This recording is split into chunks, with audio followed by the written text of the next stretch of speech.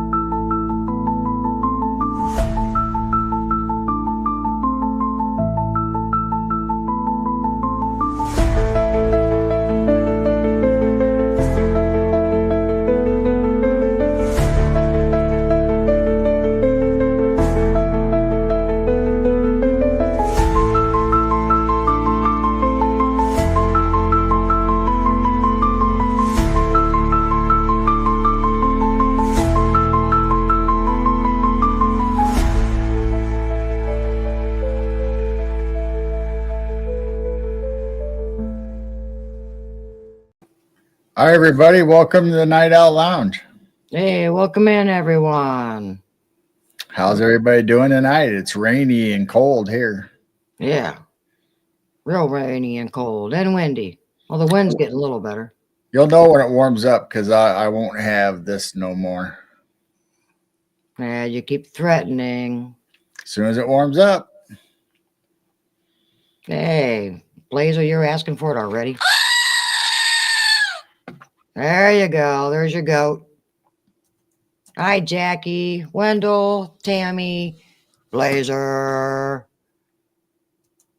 Latro, Gemini, Wendell. I think I said Wendell. Amber was in here earlier. There's Clay. Welcome in, Clay. Roger. Who am I missing? Anybody? I don't know. Who did I miss? I think I got everybody. We were already starting out with jokes even before the live went live. So we're trying a new thing where the comments are up on screen. Let me know if you guys can see them or if they're annoying or whatever. We'll just leave them on for a while to see how it goes. And if they're on their phone, they're definitely not going to see them. You guys let me know because it's really small on my side, so I can't read them on screen. I think I said hi, Jackie. I can't, even on this screen, I couldn't see them. There's somebody if you're on a big screen or full screen, you can read them. But I know I have mine narrowed down so I can have other stuff up on my screen. Small, can't really read. We're just thinking of somebody's watching TV, I guess, or a big monitor, or if that's all they have up on the screen. Because if I make it full screen on my monitor, then I can read it, obviously. But Blazer said those are comments. Hey, Robin M. So if they're not beneficial to anybody, let me know and I'll take them down. Clay said it'll help for the TV because when we watch shows that have a chat up there, we can actually see them on the big screen TV. Right. I'm on my phone. Can't barely read the chat as it is. Hey, welcome in, Daryl. I think I've seen some of you guys about 4 times today. Yeah, quite a few. Clay had his show tonight on Captain Kangaroo, so go over there and check that out. Captain Kangaroo. Yeah. Good morning, Captain. Hello, how do you do? Rabbit. The rabbit, the moose, Mr. Green Jeans. Yeah, Mr. Moose. Grandfather Clock. There's probably all kinds of crazy things in there that we shouldn't have watched when we were little. Oh. I don't know. Might have still been kind of innocent. I don't know. I don't know. The more rabbit. Although Captain Kangaroo did play a clown before that. Oh. So you can look into that if you want. Hi, Dan. Hi, Dan North. Chat is very readable, just like JT or Jason Jackson. Good. Okay. Yeah, it just depends on what size screen you have. Yeah, I recognize Dan. He's from Paul's chat. Oh, Awesome. So thanks for coming over. So on the TV, the comments went right into Jane's shoulder. Yeah, I see that. I've been watching it, and so far, I don't see any way of moving them up and down or over. I'd put them in the middle between us if it was possible, but I don't see an option for that. Well, Robin, are you able to read chat on the TV? That's the main reason why we're doing it. So somebody is watching from their. Well, it's brand new, so I'm just trying it out. I'm not saying we're going to do it all the time. And everyone's welcoming Dan in. Yeah, he's kind of new to our chat, but I've known him for a while because I've been over in Paul's chat for the last several months, getting to know people over there. Clay says he can read the chat on the TV. All right. Well, good. That might help people when they watch the big screen. I don't know. Yeah, because it seemed like a lot of people on Rumble just watch the show. They don't get in the chat. So maybe they'll finally realize, hey, somebody's in chat. I can see five people's comments. Well, good. All right. Yeah, we're starting something new. Well, I don't know how everybody's weather's been. We've been down south. I hope everyone was safe. We had nothing but high winds. We had some storms. We had some tornado warnings in our area. Yep. Not big ones, but minor ones. Just like Had a lot of rain, some of it heavy at times, but everything survived all right. Our daughter texted and said, our tornado sirens are going off for some reason. It's not storming, is it? And I said, yeah, there's storms on our way. She goes, oh. So, but yeah, now it's just cold, rain. Chat is a way to connect with faith people. Yes. We've got a lot of good friends and good community over here. We're a family over here. Yeah, all the bad storms missed Clay too. Yeah, we didn't get too bad. It was mainly down south. Windy but sunny here in Oregon most of the day. Now overcast, and it's supposed to continue through tomorrow. I'm not sure what tomorrow's supposed to be. A little warmer. I know that. Well, I saw on just a general weather app or on the phone that said it's supposed to keep raining through Thursday, but that could be till early morning, then be done. I don't know. Dan said 50s in the Yukon. Oh. Oh, thank you, Jackie. Yeah, she's grateful for Brown Dwarf, Bigfoot Dwarf. I still say Brown Dwarf, for directing her over here. Yeah, he had a motorcycle chase on again today. And actually, LA had two in a row. They had one Sunday night, late night, then one today. Those motorcycles, they don't do very well with motorcycles because if they don't crash and they're good driver or riders, and they make it to downtown LA, they can just weave in and out of cars and go into parking garages and. They lost that one, 3 times? Yeah, the first one Sunday night, I was watching it all the way through. He would go on the interstate and circle back around, come back the other way, and then go into town and zip around, and the cops and helicopters would lose him. Then pretty soon he'd show back up on the highway again, the interstate. He did that 3 times before he finally didn't come back out. So he dumped his bike or hit his bike somewhere in town and took off. And I don't know, the one today might have been the same guy. Who knows? Might have been. Tammy says it's cooling down there in Texas. Got 101. All right. Robin says she saw the motorcycle chase. Dude went into an apartment building. Cops left.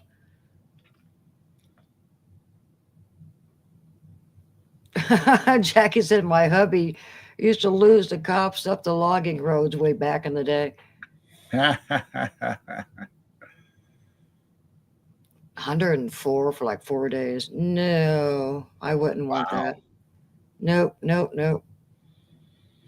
And we were hot for several days, and then you get down in the 50s and 60s, it's freezing.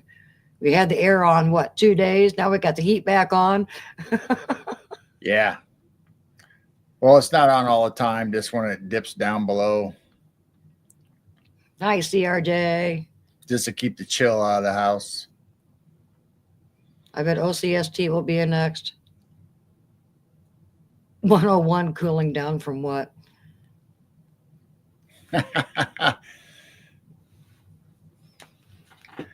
Yeah, we were getting close to 90 degrees regular temperature, not heat index or anything. Then all of a sudden we dropped down like into the mid 60s, and it's like then it started getting like 50s overnight.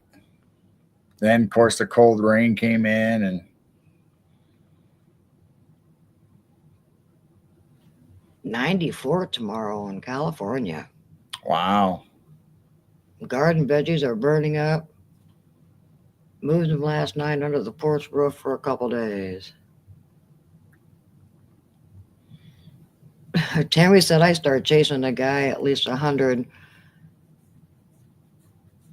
on my MC. My sergeant called it off. Yep.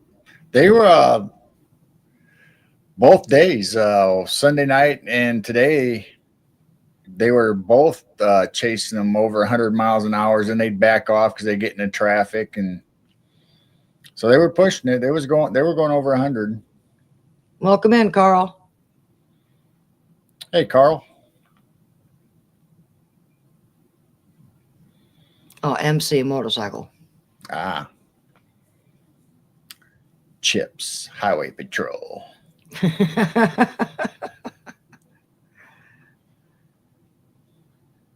Oh my. I think we're probably going to see a lot more motorcycles in LA, especially if they can outrun the cops and lose them.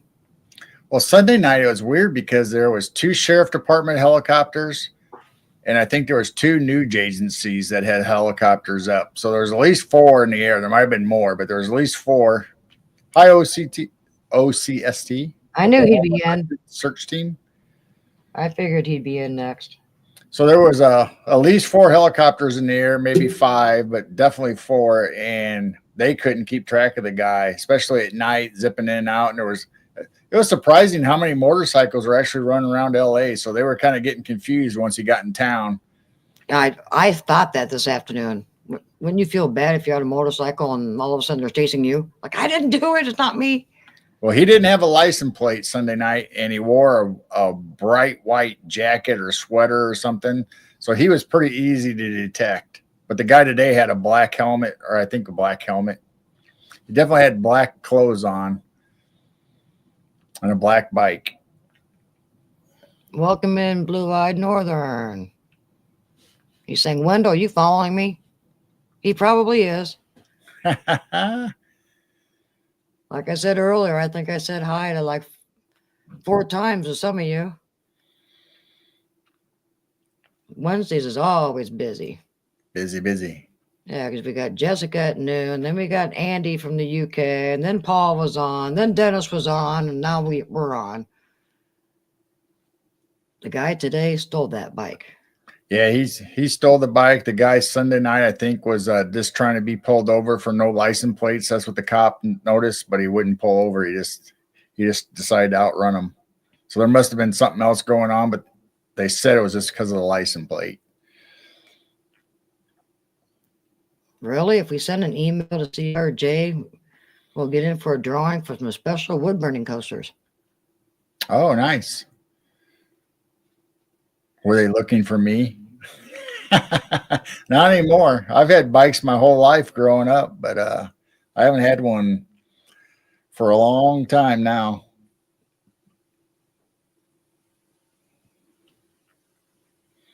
No, So that's right. I can't say they haven't ever looked for me, but not in a long time.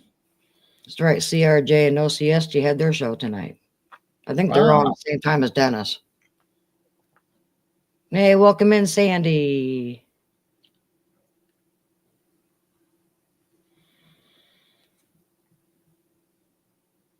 Jackie, that's exactly why they won't let us chase motorcycles. That's what I was thinking the other day. Normally they try to bump them and knock them off the road or pop their tires. Well, shoot, you can't do that with a motorcycle. Yeah, you'll kill them. Yeah, especially how fast he was going sometimes. Well, most likely motorcycles wouldn't spin out under control. They probably just skid underneath your car and you end up running over them. Jeez.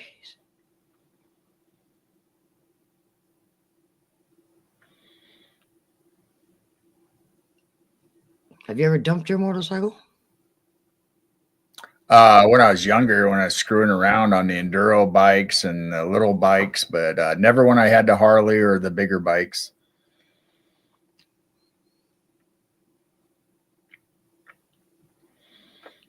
But we were I mean, when we were younger, we were jumping railroad tracks and over roads and all kinds of crap. So, and it was weird because when I had my little Kawasaki Enduro, when we go out on the trails along the railroad tracks, and we'd be able to go to the next town over, which is 5 minutes away. Yeah, it was about 7 miles, 8 miles to get there. But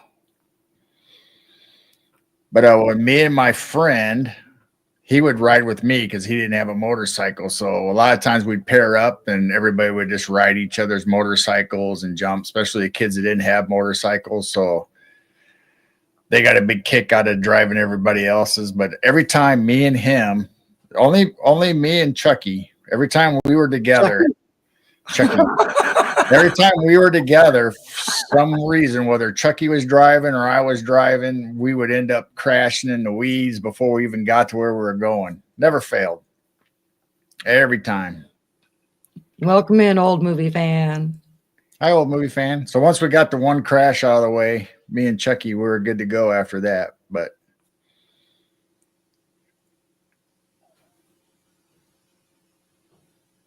I'm trying to read chat. It's going so fast. That's a wheelie. Stupid. I don't think I said hi to Sandy. Hi, Sandy. Yeah, I saw Sandy earlier. Blue-eyed Northern. Yeah, like Dan said, up in the Yukon, they're dealing with HARP 5G. Oh, yeah. A lot of activation going on. Yeah, it's causing everybody's ears to ring too, I think. Mine were actually ringing the other day, and I don't usually ever get ringing in my ears. I'm hearing more people ask about that. Now, you know that I've had it on the left ear for 3 or 4 years. Now I'm starting to hear a lot more on the right. There are different pitches and tones, and I'm not sure what they're doing. Maybe that's what was affecting the dog for a while. Carl said, I think he's talking about me. Gerald hung around a satanic Dow. I think it's because I said Chucky. Yeah. Yeah, there's Dwarfy. Hey, Dwarf, we're just talking about your show and the motorcycle. Juno, welcome in. Yeah, I'm glad Dwarf popped on the motorcycle chase. That was fun. Yep. Roger, I think I saw Roger 4 or 5 times today. So I had Dwarf on the tablet, and on the TV I had the big screen from the actual helicopter feed. Carl, you're playing with dolls again. What?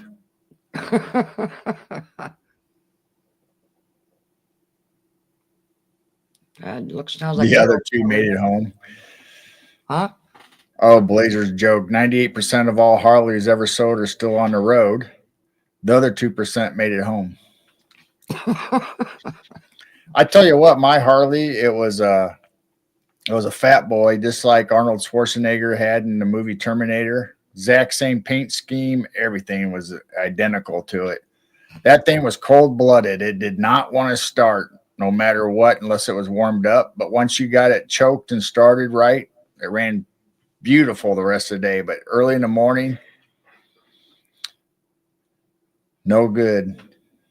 You had to choke it just right to get it to start. That was the only bike I ever had like that. All the other bikes just started just instantly and ran good. That Harley, for some reason, and it must have been the timing or the way the carburetor was set up. And it was loud too. It had loud pipes. I don't think there was any baffles in it. It sounded awesome. It was too tired, girl. It was too tired. Shouldn't have been. It rest all night and didn't want to start in the morning. Everyone's still talking about Annabelle. Ooh, Annabelle. And if you don't know, Jessica, the cryptid huntress, had a show on Annabelle today.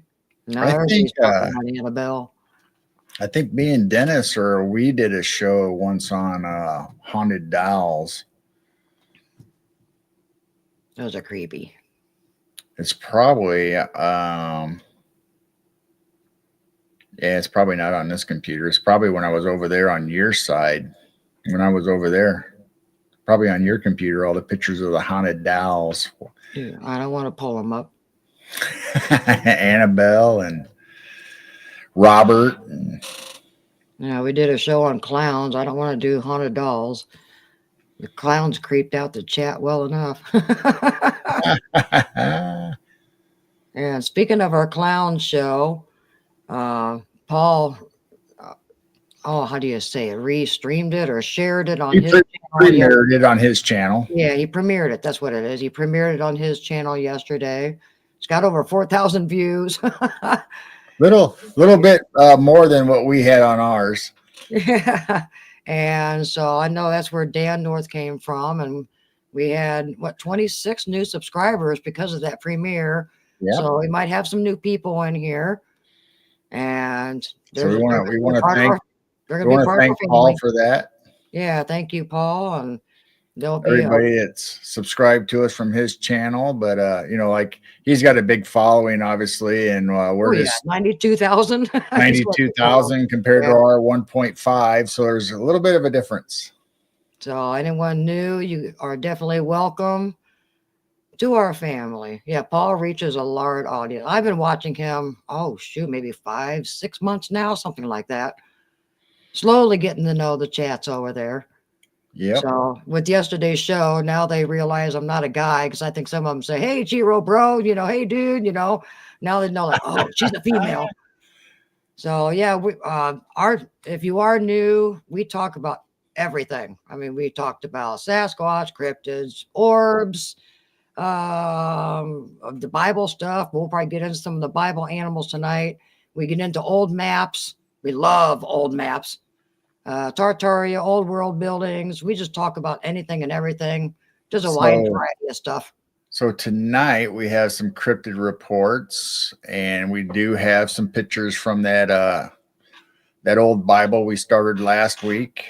But I also have some other pictures and some interesting tidbit word fact kind of stuff, 3 or 4 of them that we'll probably bring up too. Just to keep things mixed up and different.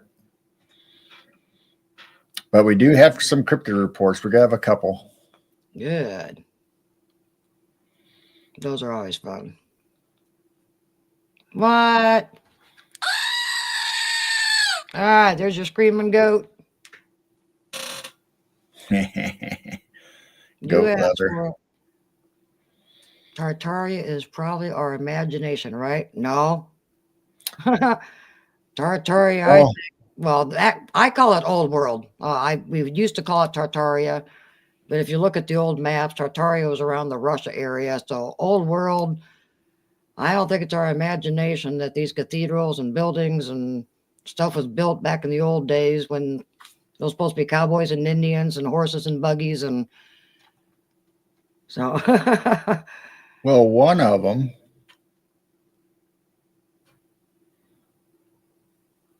let's see.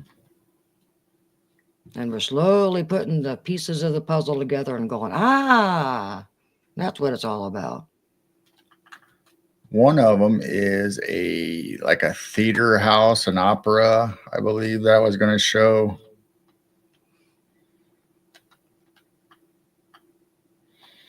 So I'll just bring it up real quick since we're talking about Tartaria and stuff. So we'll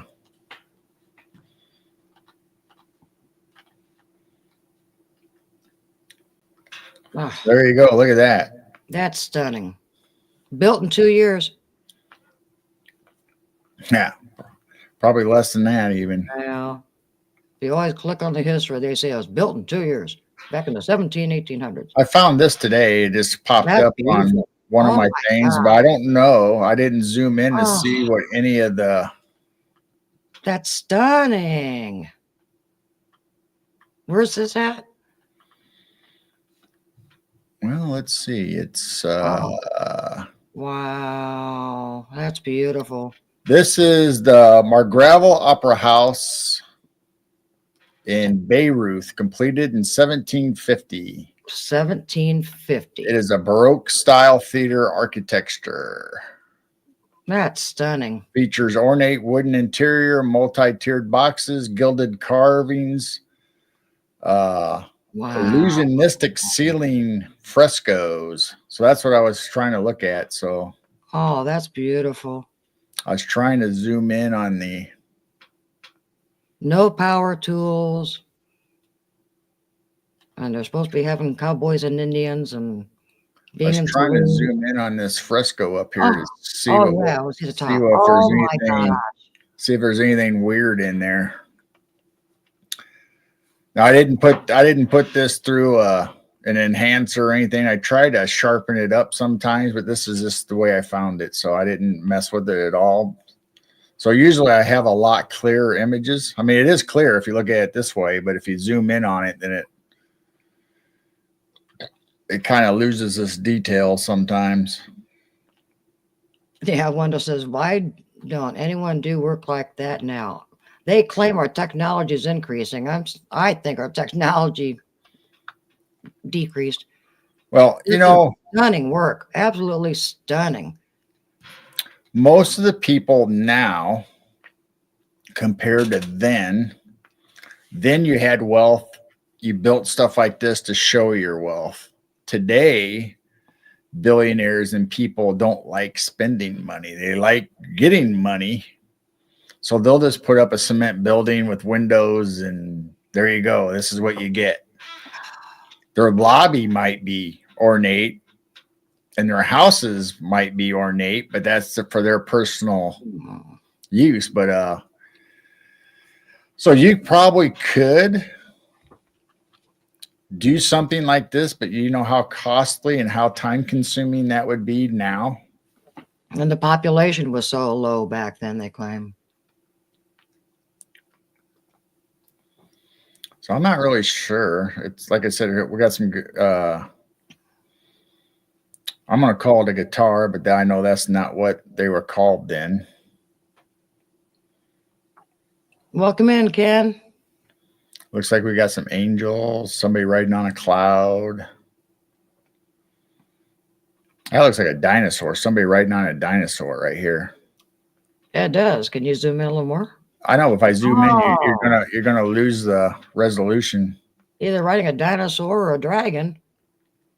Oh, I meant dragon. I didn't mean to say dinosaur. That kind of came from Mark Ollie when we talked about dinosaurs were able to breathe fire or have fire coming out of their heads. Who said that? This chat's going by too fast. Yeah, Carl, we've talked about old world fairs also. That's another topic that we get into. And they claim they built them and then tore everything down. So anybody that's followed Paul or those guys where they talked about the little season and stuff, so that takes you down a whole different avenue compared to Tartary or even Old World. It kind of takes it even further into why they destroyed buildings or why buildings were no longer using the free energy and stuff like that. So look up Little Season, guys, if you want to go down another rabbit hole or check out another theory. And it does put a lot of things in place, especially during that time period. And that's just stunning work. They're just almost impossible to build back in those days. I love to get my hand pan and play in there and see what it sounds like and how it resonates. Oh, I bet it's amazing. Yeah. I've seen some videos of people being in places like that. That would be stunning. So anyway, that's one of the things I found today that I thought was interesting. I just thought I would share it if we had time or it came up tonight. And yes, Dan, I follow Jason Jack also. Actually, I follow a bunch of those people now. All the Mexicans will use a donkey. Donkey. Donkey Incorporated.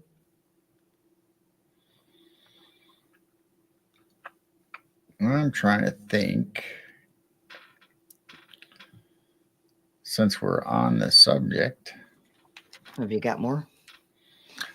No, I just thought I'd bring up some of the Chicago World's Fair. Since somebody brought up the World's Fairs, it's like, yeah, we've covered them. I got plenty of pictures of Chicago's World Fair. I didn't really cover everybody else's, because they had them in St. Louis and New York, and so we'll just scroll through them real quick. I did miss something. Is that the Sistine Chapel? No, that wasn't the Sistine Chapel. You said it was something else, right? Yeah, that was that was an opera house. Opera house. Who asked if it was a Sistine Chapel? I think it was Carl. Yeah, I scrolled. Yeah, it was. Oh, Carl. Yeah, we've shown it. We several times we've shown Sistine Chapel. No, I missed it. I think it was Carl that asked that. So here's the main. They call it the lake or the pond, whatever you want to call it. And the weird thing is, like, if you can get I got better pictures than this. This will probably, but you can see the water lines and the erosion on these bridges. So it's like, okay, you just built this a year ago and you have that already on your.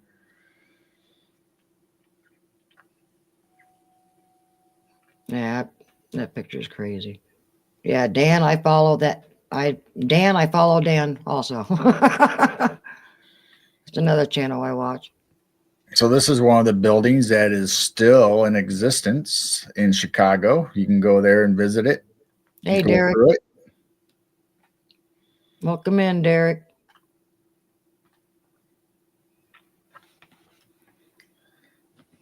So a lot of pictures I grabbed that I know of existing buildings. Same building, front, but taken back at the World's Fair time, where the other one I just showed was current day. What year was Chicago's World Fair? Late 1896, I believe.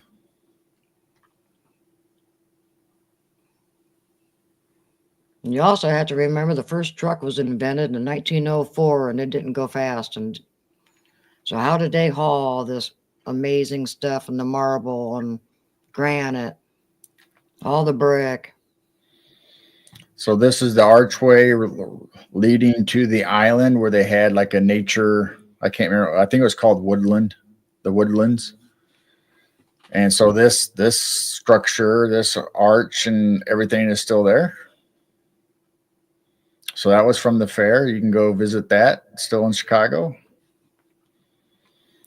There's the main entrance, White City.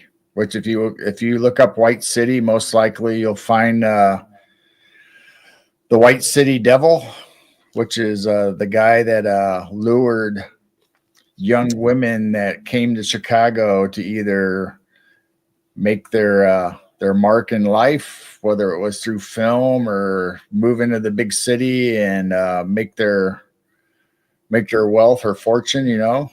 They got lured into the poor apartment place where he's had trap doors and all that nice stuff. So a lot of innocent people did not return to their families. I'll put it that way.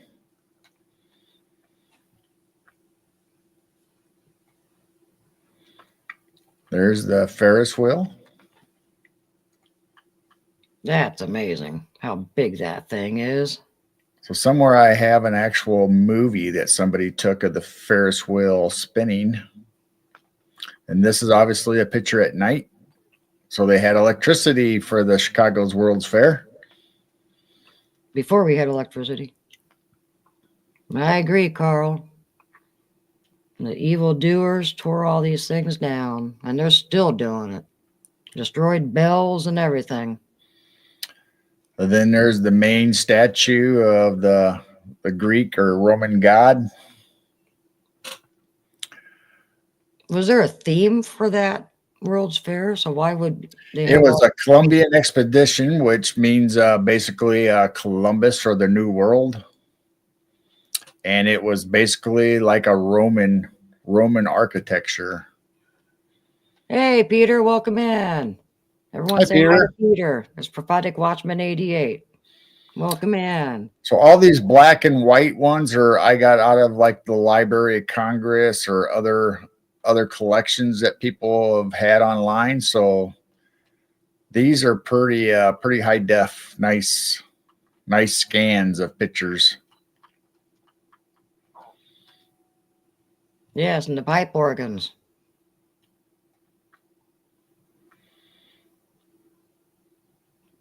Dwarf says, I hear Tesla was there.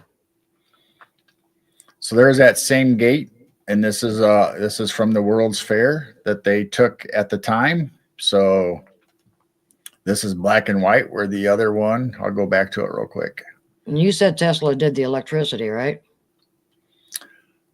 Tesla had something to do with it, but I'm not saying that he was the only one, because I think there was like Westinghouse and other people involved in it also. So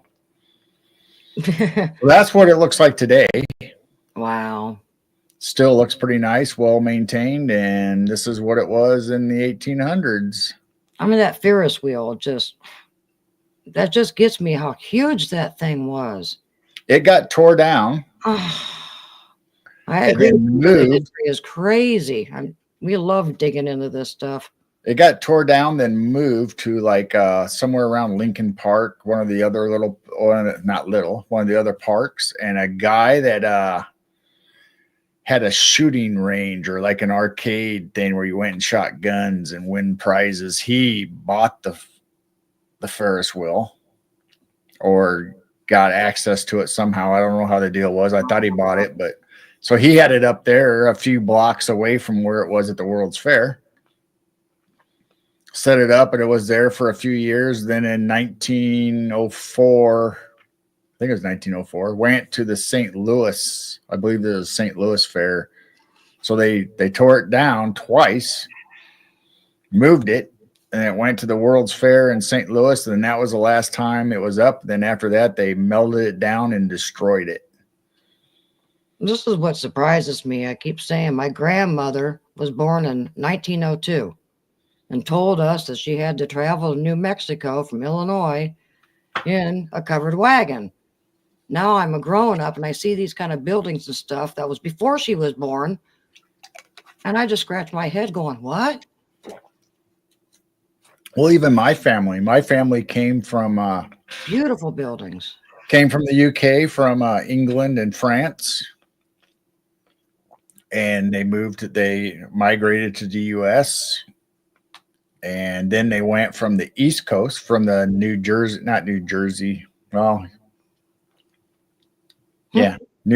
area, and moved to Ohio, and then eventually Illinois. And then some of the family even went out further west as time went on. But they came to our town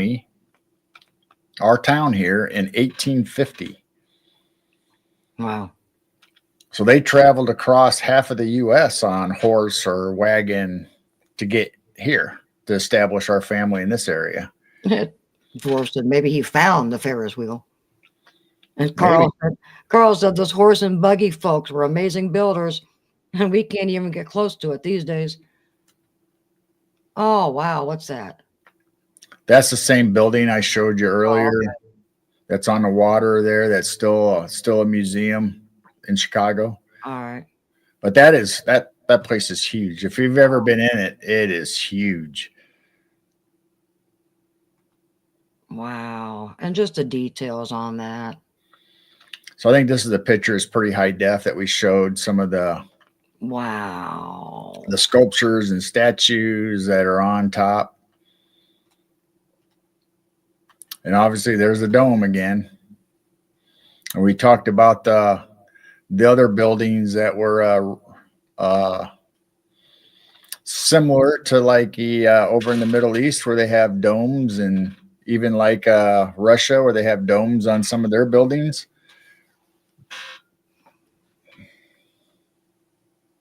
Well, I can't imagine in the 1800s going to somewhere like this, living in the prairies or out on the farm, and you say, hey, let's go to Chicago, go to the fair, and this is what you see. Wendell says you should watch it on a big screen. I bet. And those buildings are massive. And they tore most of them down after the World's Fairs. Oh, wow.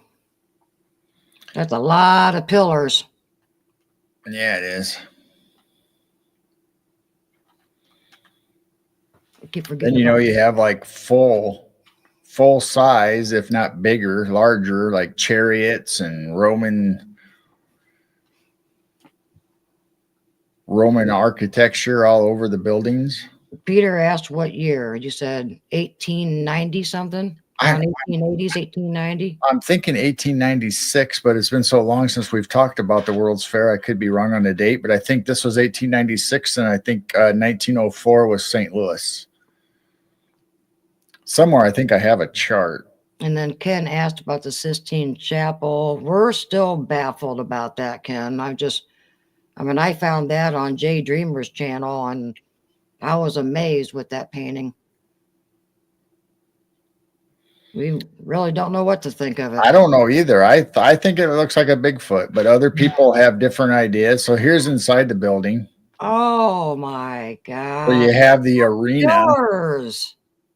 You have the arena-sized seating going on, where you have the balconies and all the pillars, and you obviously have wow, more engravings and stuff all along the ceilings and skylights. And how'd they get those pillars there? Wow. Blazer says 1904 is St. Louis. Chicago was 1893. Thank you, Blazer. 93. All right. I was saying 96. So, all right. Dan says, where are all the people? Yeah, a lot of these pictures, there's very few people. A lot of people have questioned that. Where are all the people? Yeah, and there was like close to 2 million people that went through this fair. And the population back then, does it make sense on having these massive buildings? There's another picture of the Ferris wheel. Now, how many people can be in one little 60, car? 60 people could be in a car. 60? Yep. Oh my gosh. That car is basically almost the same size as like a commuter train section of a railroad car. Wow. So I think they said they could have 2,000. I think they said they could have 2,000 people. Look how tall that is compared to those buildings, and those buildings are huge. Right. So I think they could have 2,000 people at one time on this Ferris wheel, if I remember the math right. Wow. Then there's obviously this is the little harbor they made, and I think that's Navy Pier over there, or what they call it now, Navy Pier. I remember, folks. Lake Michigan. They claim they built this in 2 years. We can't build anything like that in 2 years. Unbelievable. Yep, Dan says 1.5 million were in insane asylums and 2.5 million kids were running orphan trains back in the same time period. Oh, yeah. What's going on there? And the buildings they claim they built for those were magnificent buildings. Oh, that statue alone was huge. Our town could easily fit inside this lagoon. Yeah.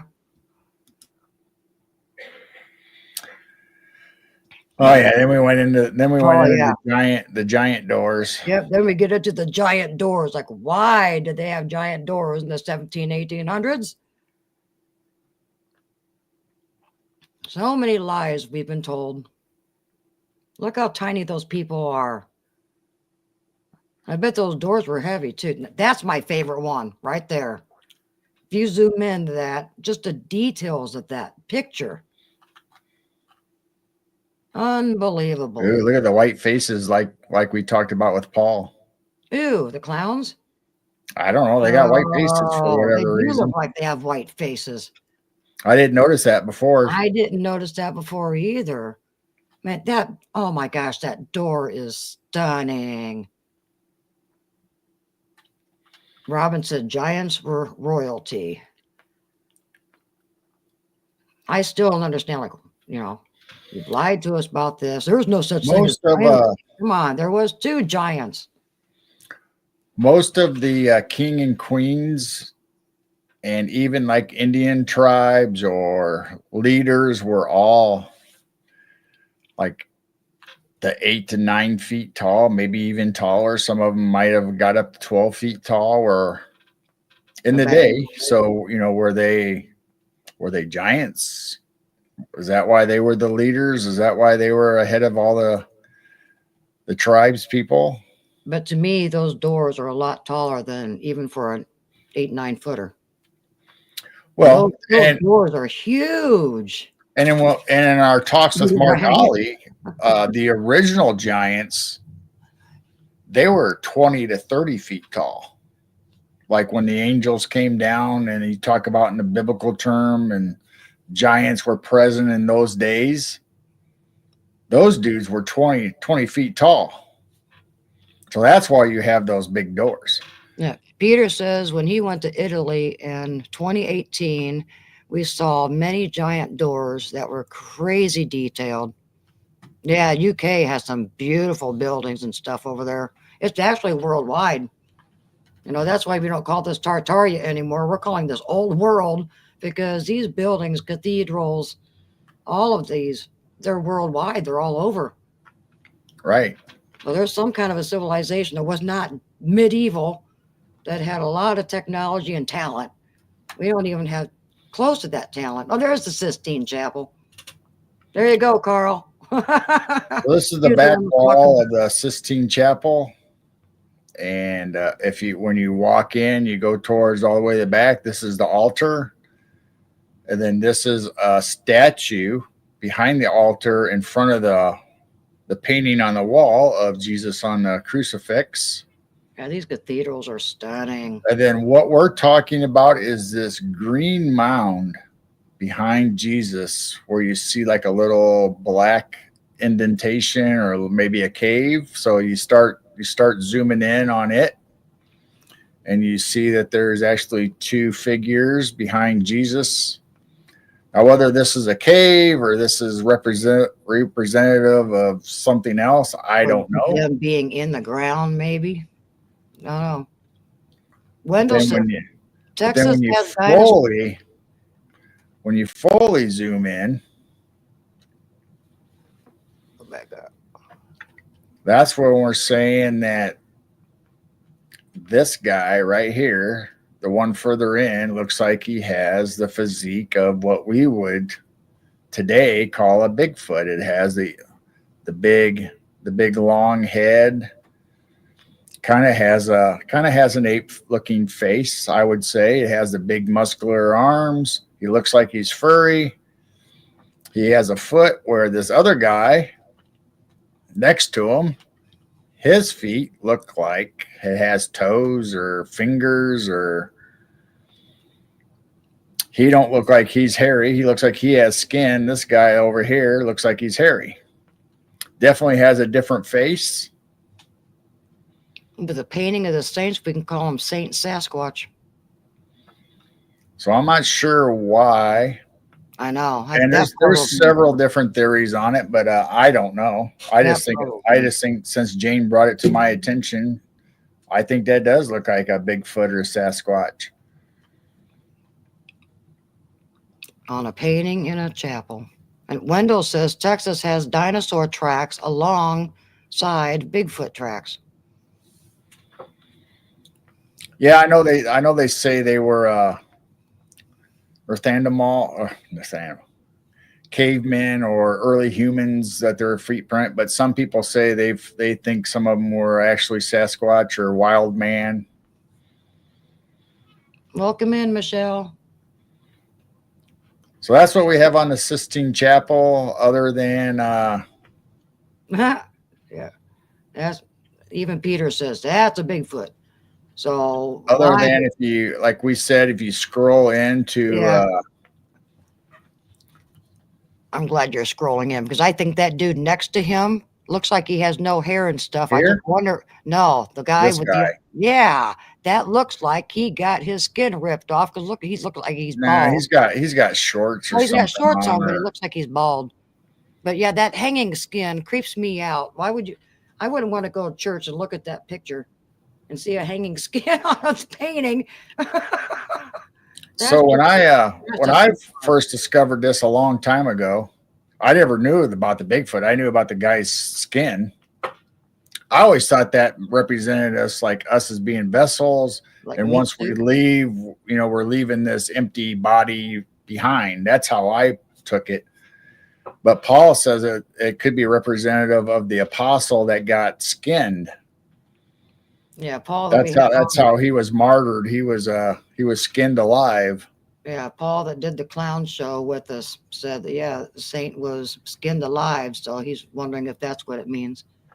Now I've looked at these other murals and there's not really anything out of the ordinary. I mean, there might be. Well, if you go down on that one left of the Bigfoot, that's right. Go to the other side.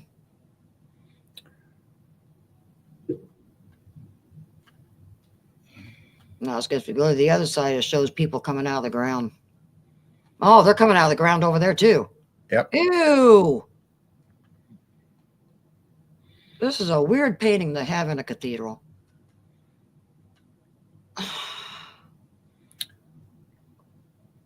Michelangelo on drugs? I don't know. But especially over there on the left bottom, there's a few people coming out of the ground. I mean, this guy looks he don't look right. He's got he looks like he has claws on his toes. Depths of hell coming out of the ground. Yeah, I mean this was there over on that side. You start seeing people coming out of the ground. you got Skeletor coming out of the ground. I didn't see that before. See right there, these people are coming out of the ground. That is so strange. Oh wow.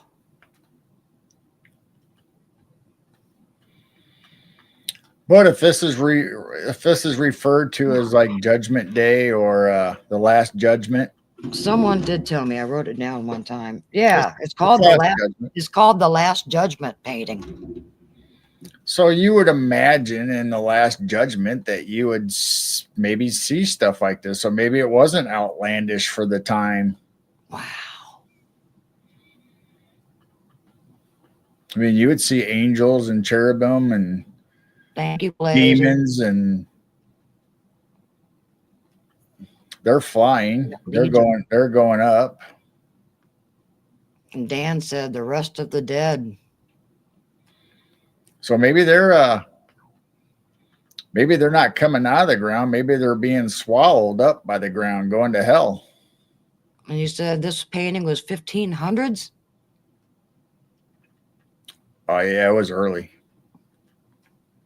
Wow, there's so much to this painting. But I'm just kind of going through it fast. I'm not really, because we've done 2 or 3 shows on it already.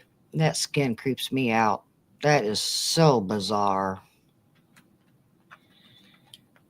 I don't know. Maybe I'll try to get even higher definition pictures and of all the murals, and we'll just go through them sometime.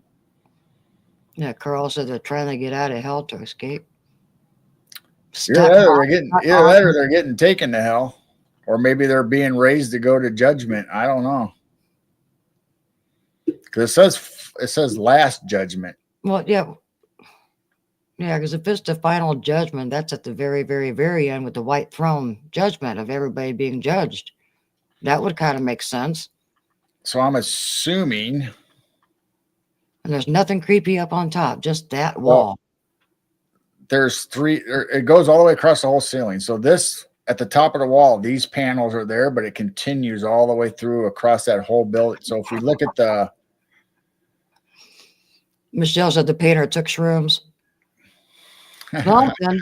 I mean, it looked like he was tripping when he was painting some of this weird stuff. All the way across the whole ceiling.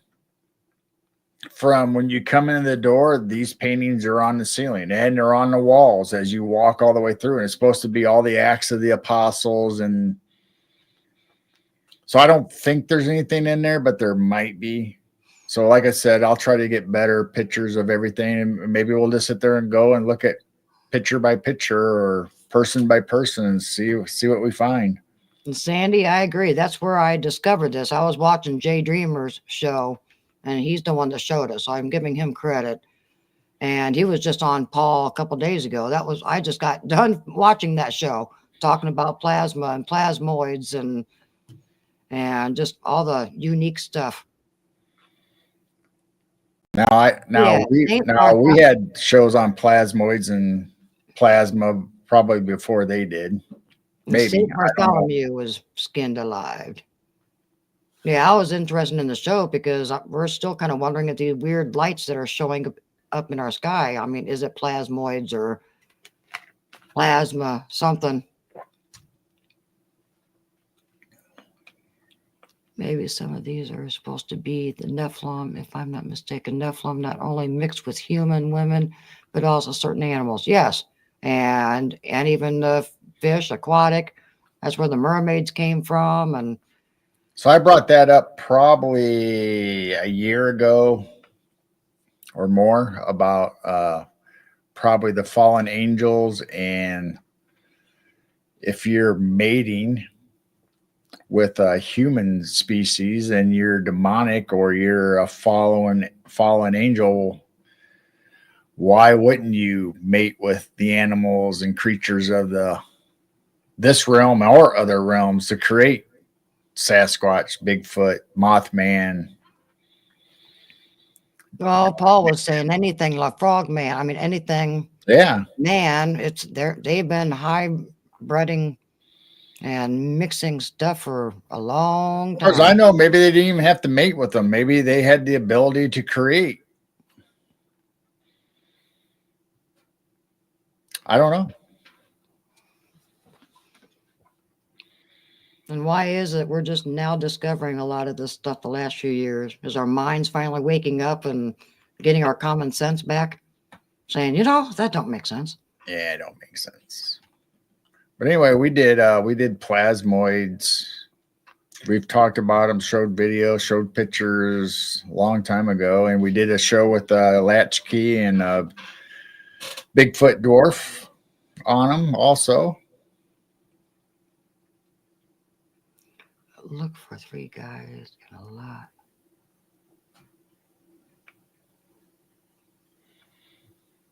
Oh, that's right. Dwarf wants to share his few clown connections that he is discovering since our show with the clowns. Oh, yeah. Yeah. Not create, manipulated DNA. You're right, Peter. I think that's where all these cryptids and the rakes and the pale crawlers and pugwedgies and all these cryptids. I mean, we don't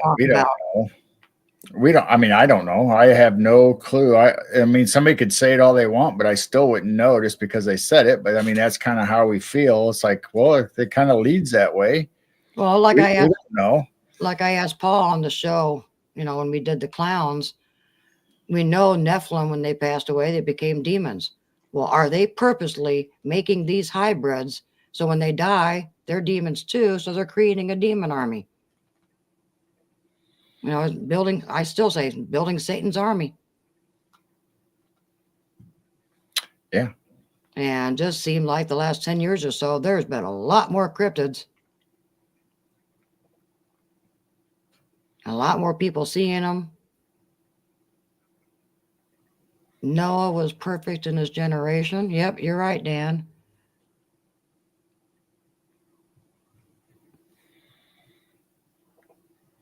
Just so many things. Does anyone need an ark?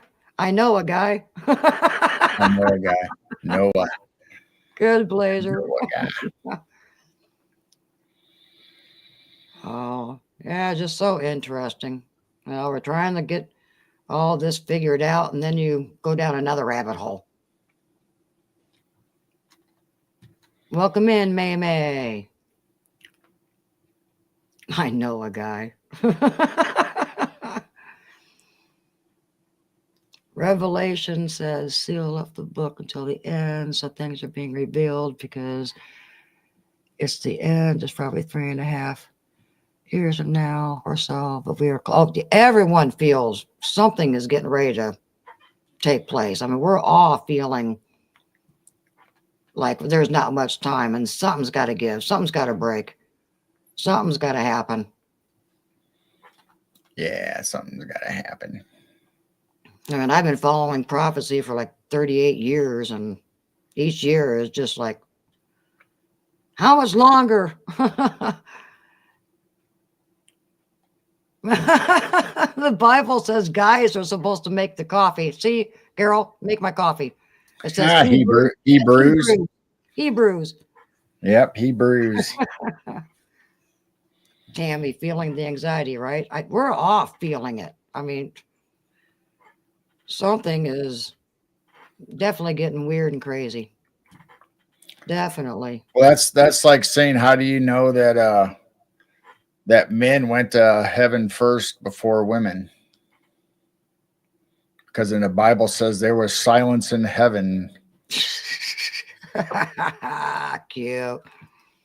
And May, we've talked about several different topics. We haven't really gotten anywhere yet. No, we still have cryptid reports, and I wanted to bring up and mention a new book that we just got. We got to finish our Bible animals pictures from last week. So we've got biblical animals that we're going to go through. The veil is lifting drastically. Maybe I think the veil broke. I think it's already broke. Yeah, there might not even be a veil anymore. Or it's like a silk cloth. It's not hardly even there. And people are saying it's like the third and fourth dimensions mixed together right now. It's weird. So we're probably going to do a show on this book that was we were told about it from Mark Ali, an archaeologist that we had on our show. We were talking about angels and giants. And so we got on the subject of the Egyptian culture in the United States, and this book talks about that. So there's a lot of pictures in it and a lot of maps and drawings and stuff. So we'll probably be bringing that up in the near future. Bye, Peter. Give Lori a big hug. Thanks for stopping in.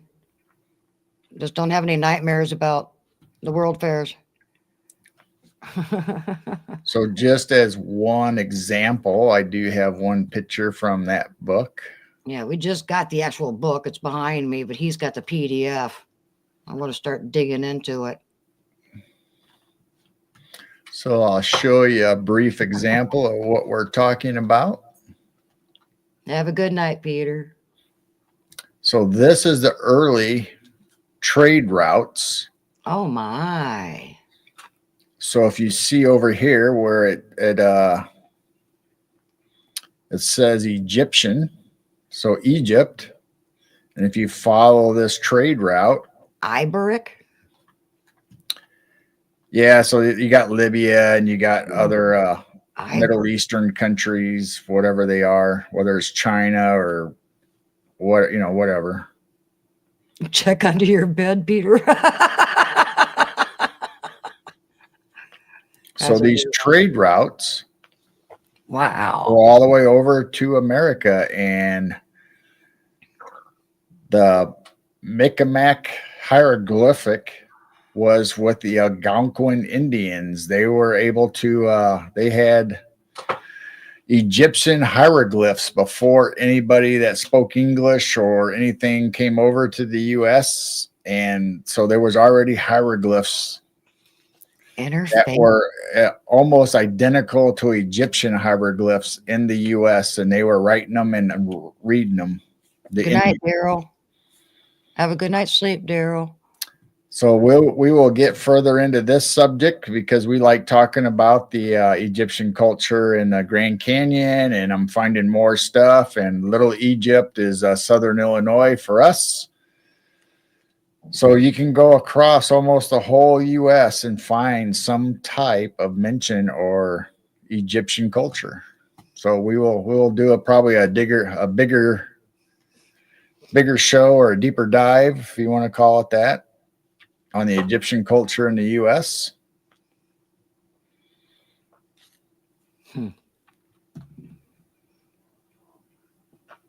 It's an Oregon thing.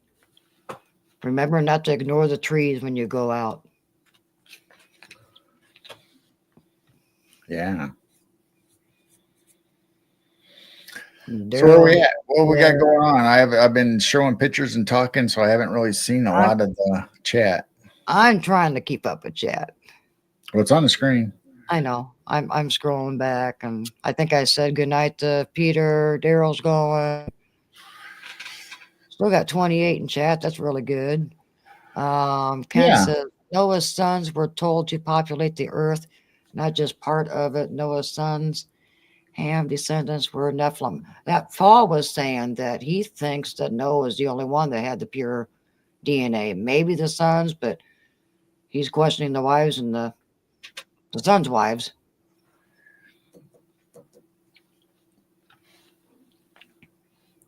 And then some of them survived and then just started all over again.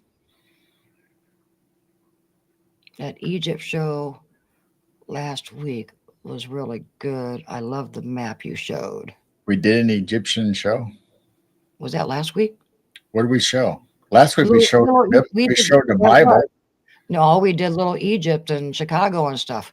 Oh yeah, we did do that. Yeah, it was a Little Egypt show. And then we got into the old Bible and the pictures. So we're going to expand on that, not only the monuments in St. Louis, Chicago, other cities, but also specifically this book, and talk about what he brought, because this book was actually taken off the shelves and pretty much not necessarily banned, but it wasn't allowed to get out into circulation at the time. Good night, Dan. Thank you for subscribing and joining our family. We really enjoyed you, and I can tell you enjoyed it too tonight. So you have a good night's sleep.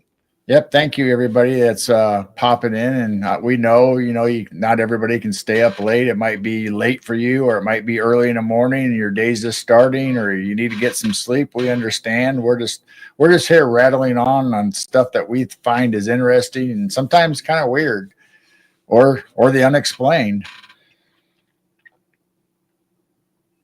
So what's May? What's that? That's a long one. What's that going on? I'm reading Carl's. I spoke with my neighbor today, and we were talking about Bigfoot. He then told me and began shaking. He was scared. He said he and two others seen. Oh, wow. Seen while hunting at the age of 19. I think a lot of people have seen Sasquatch and has not said anything. Oh, absolutely. They're scared to death to tell people until they feel comfortable about it. Now I think almost anybody and everybody believes in. Or some people, I mean, if I would have saw it as I was a kid hunting for squirrels or whatever, out in the woods, if I would have came home and said, hey, I saw this big hairy creature out I wouldn't know how to describe it or what it was. Well, years ago, like in 1990s or so, when I went to church, you didn't talk about Sasquatch, UFOs, any of this. People would say, "Oh, there's no such thing." Look at all the Christians now that believe in, there is a Sasquatch. There is things flying up in the sky. I mean, people are starting to realize and change things. See, now my friends, we would talk about UFOs and stuff, but only because we watch sci-fi movies and stuff.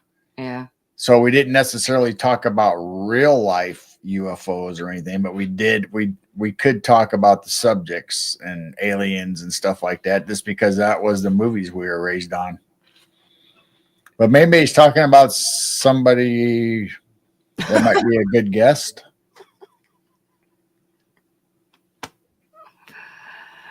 And sometimes we leave the show on and listen while going to sleep, and Jane will wake us up milking her goat.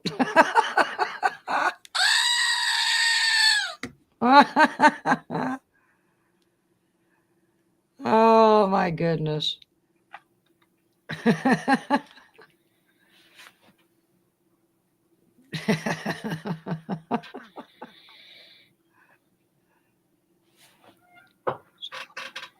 Hunter in Idaho, Washington, Oregon, age 80, told me he was a personal experiencer. Oh, Bigfoot. Bigfoot. So I don't know who that person is that May's talking about. I was trying to tell you, and you keep I've seen something else. Yeah, I've seen him on oh shoot, the guy who lost his YouTube channel.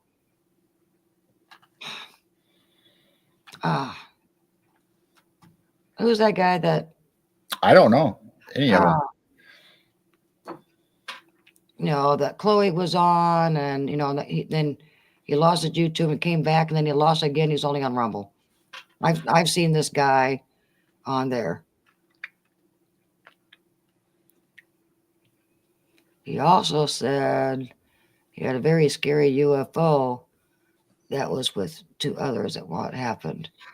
His 5-year-old was with him. Interesting. Yes, typical skeptic. Thank you, Deb. Rob. Isn't his name Rob? Yeah, but that's not who she's talking about. No, but I've seen that Sean guy on Rob's show. Oh, I get to what you're saying. Yeah. So I know who she's talking about because he was on Rob's show. Typical skeptic. Thank you, Deb. So here's a rock that I found. I didn't find a rock. I found a picture. I'll have to clarify that. So this is a picture I found of a rock that was recently pulled out of the shoreline or along the shore of Lake Michigan. And at first glance, it kind of looks like alien symbols or hieroglyphs or whatever. But if you zoom in, oh my gosh, it's actually like little cross sections or of fossils or oh my god, stones or like I don't know. So I don't think it's carved. I think this is natural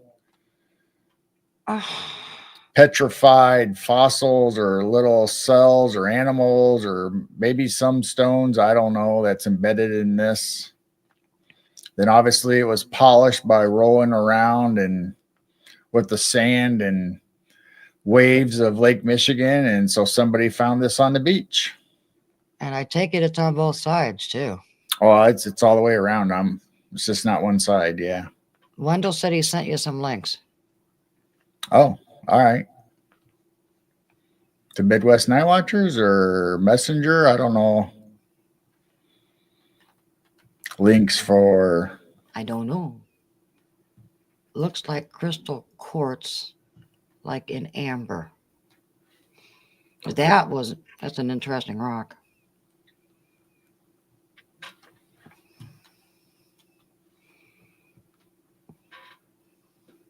Messenger. Okay, Sean Bond is the one that lives in Mexico and has all these I think you remember seeing it. He had like little jade things. He was finding all these old ancient. Was that the two that were in like a tent out on their back porch or that moved to Mexico? I don't know, but I know this guy's finding all kinds of Yeah. like Egyptian, all kinds of interesting artifacts and stuff. Actually, I think he was on Jessica's show too. Wendell said Messenger. Oh, Actually, yeah, he shared a movie. yeah, I think Jessica had Nephilim. him on too. I don't know if I've seen that movie, but I've seen other movies about Nephilim and giants. Yeah, alien sculptures. Yeah. One looks like it was pure jade. Yeah, I know who you're talking about. Thanks, Wendell. I'll check that out. We don't usually bring stuff like that up on screen on YouTube. Rumble we will, but on YouTube they kind of frown and they slap you on the hand and YouTube is something else.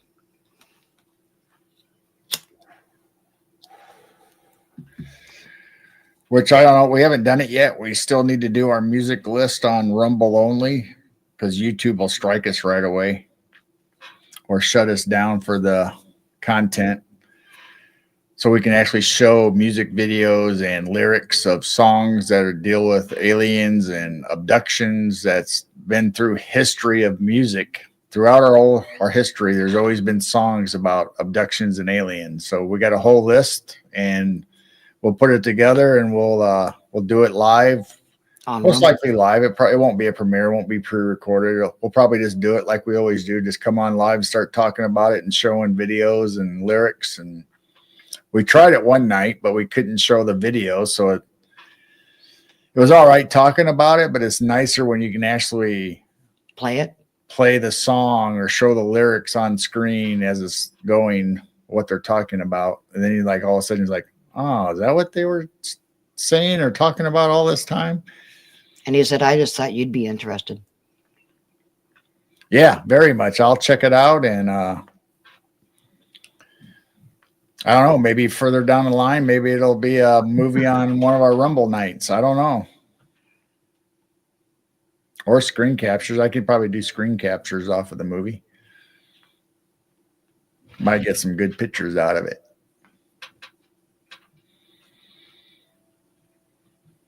It's creepy. Got something behind the bushes, and all I saw was an eyeball peeking through. Wow. And it's been active tonight. Seen fox, skunks, possums. Just haven't seen a raccoon yet. Oh, yeah. Any creepy acres tonight? Robin wants to know. We do have creepy acres, and we're getting to them. We just haven't quite got to it yet. Yeah, We've been on the subjects of Egyptians and stuff, and here's another picture that I found that this is an actual supposedly capstone off of the top of a pyramid. Where's this at? I would have to look at I think I have some information on it. So that would be the top here. And this would be gilded in gold. So all this would be a nice shiny gold reflecting in the sun. So this is supposedly an actual top of a pyramid in a museum that they have. And I don't know if it's in Cairo or over, because a lot of time, what's weird about that time frame in Egypt, they did not keep tabs of their artifacts or any of their important stuff. So like Napoleon came over and robbed the country and took a bunch of stuff home. And we talked about on another show where the elites, the high society people from the UK would go to Egypt, travel, see the pyramids, and they would bring mummies home and vases and statues and keep them in their house and throw parties and show their friends. So Egypt lost a lot of its history because they didn't keep track of it or didn't care or didn't know about their history. I mean, they didn't even know how to read their hieroglyphs. The own people. Because it wasn't theirs. So it never got passed down through generations of Egyptian culture or people. Actually, the people that figured out the hieroglyphs was from the UK. I believe England. And a lot of pictures of that is in that book of America, BC. Yes. And we missed a comment. Tammy said, you missed my comment. Speaking of goats, I was afraid that lady was going to hook up with the goat man at the circus in the circus movie last week. Sorry, Tammy. We're trying to keep up. And black pyramids everywhere.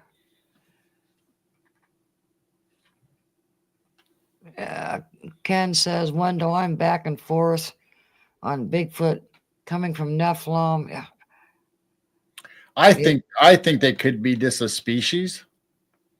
I think that could be at times. I think some of them could have been altered DNA wise, whether it was aliens, whether it was angels, but I think they actually were a species of their own, whether it was a wild man or a human or some kind of like offshoot of a human race, and then they got genetically altered. But like Paul said, they were half man, so some of them aren't kind and friendly because they're taking more of the man characteristics. I think some of the ones that are nasty could be taken from the government and messed with and then released. Don't know. But yeah, I think I think all these beings or creatures, whatever you want to call them, I think they're all have been mixed. Will we ever know? Probably not. We've been lied to about everything. I don't think they're going to tell us the truth about anything. Right. I don't think they told us any truth. I think everything they've told us, look at the opposite.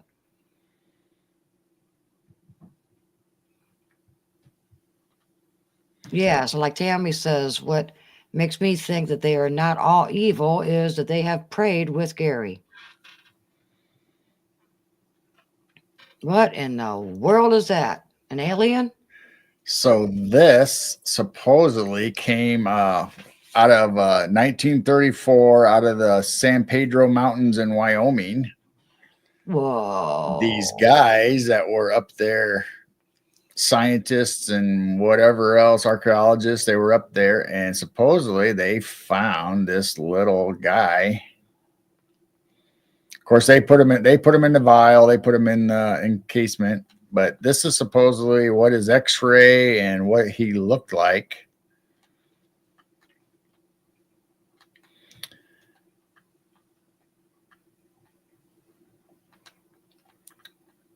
So I guess this is how they found him, and it's almost like Andy's alien in a jar. And I sent this to Andy. Oh, you did? Yep. So this is 1934 in Wyoming, and it was the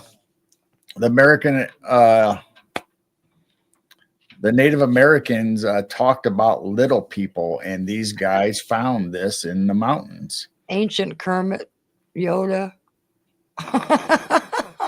So I thought, since we're going to do creepy acres and weird stuff, I'd bring this picture up, and I found this the other day.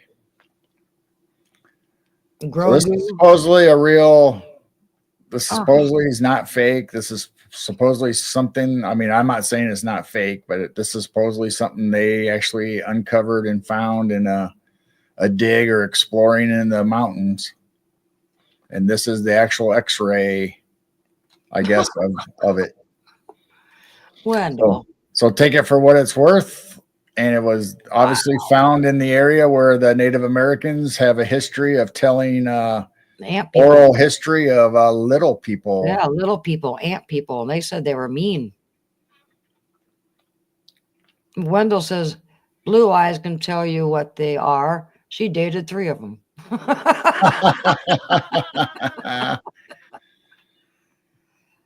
don't think I've ever seen that picture. That's a little creepy. Yep. So I thought I'd bring that up before we got into Creepy Acres, since it's right along the lines that we were of the weird stuff that we talk about. And then, of course, you're going to have the haters say, oh, that's fake. It could be. I don't know. I wasn't there when they made it or when they found it, or. It's still a cool picture. I believe that there was little people, just like I believe there's Bigfoot, Dogman, Mothman. I mean, I like to believe. I think they're real. Haven't experienced it. Haven't necessarily seen a little person, but we've been told that there's possibly a across our backfield at one time that there was maybe a Native American trail, or they traveled in our area, because I know there was Indians, Native Americans in our area, and somebody told us that they possibly think there could be little people going down that same trail or in this same area. Wow. So I don't know. I like to believe in it. Mm-hmm. I'm open-minded. I'm not saying it's real. I'm not saying it's not. I mean, I can't prove it. They're not real. I like being open-minded. But I do like hearing the stories. I do like seeing the pictures, whether they're fake or not. That's for everybody to decide on their own. But Yeah. it's very interesting when you put the oral traditions, the oral stories of our elders, or even Native American elders that were here before us. And I just thought of something. Kate would probably say it's part of the Fae. could Since be a you said thing. there's so many different Fae. It's not just a little Tinkerbell. You had brownies and pixies, and that could have been in the Fae. Wendell says, I think family? Hillary married one. I think Hillary married one. Well, yeah, that could be part of, some of the Fae that Kate from the UK was talking about. There's so many different Fae.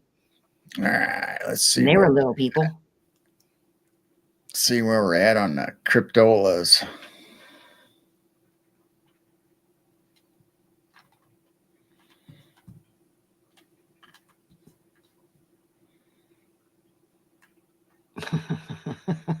What?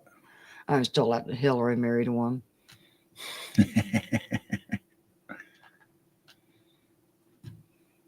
Let me get it all set up here for. My goodness. So this is once again from Creepy Acres. I like their stories, their articles, and they find events that happen on days and they bring them out. And this one's from May 13th or May 15th. I'm sorry. So it's pretty close to where we're at today. It says, found on almost every continent and nearly in every culture, tales of the little people. So there you go. There's the connection. Hold on. I'm missing chat already. Ken says, I can offer as a Native American, they were very real. Also, they do wear clothes. They can be mean and tricksters, but also known to help children. Huh. Very good. I believe it. It's a human trait to allow Sasquatch to have developed a language, that built structures. They hunt and fish with weapons. They farm and gather wild fruit and vegetables, all human traits. The 80s cartoon, The Littles. Yeah. I read the book, The Borrowers, in grade school. That was a little people hiding in your house in the mouse holes, and they would steal your thimbles and needles and threads. So basically anything that disappeared in your house, the borrowers took it because they needed it to do stuff, whether it was to sew or they slept on cotton inside matchboxes. They'd pull out the inner sleeve of a matchbox and they'd put the cotton in there, and that was their bed. And that's why they say a lot of the ghosts and paranormal could still actually be the Fae, because they're tricksters. So that's actually a good children's book or adult book if you want to look up The Borrowers. I read it in grade school. Actually, I think I got a Scholastic copy of it when we used to have Scholastic, the Scholastic paper, and you can order books for like, what was it, $3? I don't know what it was, $3 to $5, depending on what book it was. It's probably in a box somewhere. The Borrowers. All right, so I'm done interrupting you. You can do. Are you done? Yes, I You just. sure? Yeah, I didn't want to get behind on chat, and it looked like there were some important things to say before you got buried into the cryptid report and missed it. All right. So once again, this is today in Creepy History, May 13th or May 15th. I don't know why I keep saying 13th. May 15th. Found on almost every continent and nearly in every culture, tales of the little people have been with the human race since our very earliest beginnings. Even in our modern times, tales of tiny humanoid-like entities entice us to believe perhaps there is another world, an unseen world, or just beyond our grasp, but still just as real as our own. The story of Texas Green Man is such a tale. Was it an alien? Was it something interdimensional? Was it a hoax? Or was it something beyond our comprehension? We've talked about Green Man. We have talked about Green Man. Yeah.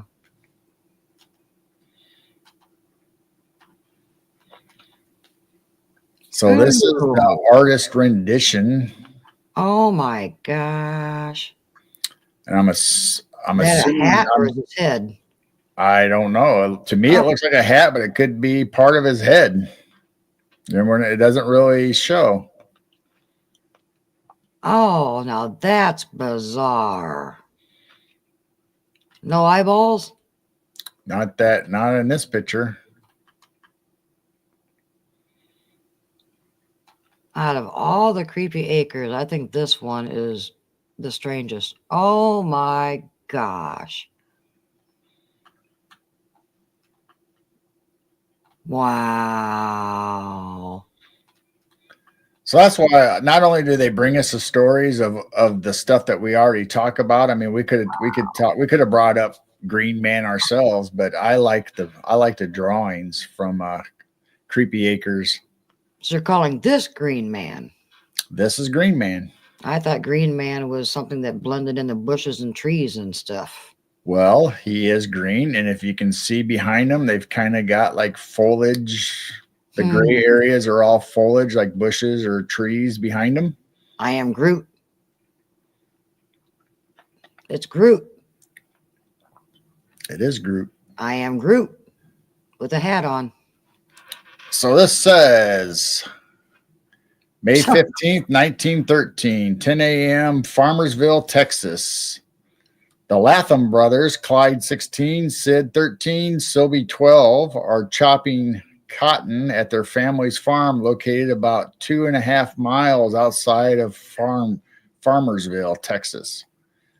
When suddenly they hear their dogs, Bob and Fox, barking and howling in distress. Curious, the boys run to see what was causing the commotion. What they find is as bizarre as it is disturbing. The dogs have seemingly cornered an 18-inch, 45 centimeters, tall humanoid creature. The minuscule entity appears to be unclothed. However, atop of its head is a strange sombrero hat-like structure that appears to be part of its anatomy. So they're saying it's a hat, but at the same time, they're saying it's part of his anatomy. I don't know. Wow. The entire creature is covered in dark green, rubbery skin. The boys glimpse it for only a moment before their dogs tear it to pieces. Oh, I didn't know that. Ew. Dogs tear it to pieces. All that remains scattered in the grass is blood and tiny human-looking internal organs. Oh, wow. Unsure of what to do, the boys returned to work, but throughout the day, they returned to check on the remains, questioning whether what they saw really happened. By the next morning, all the traces are gone. The story would remain a Latham family secret until January of 1978, when Lawrence Jones, Sylvie Latham's grandson, shares it with the Center for UFO Studies. So they didn't even tell anybody about it. They kept it a secret in the family. This was a story in the family until 78. Well, who would believe you? Right. So this happened in 1913. Right. They're going to say you got into the moonshine too much. People, nobody would have believed that back then.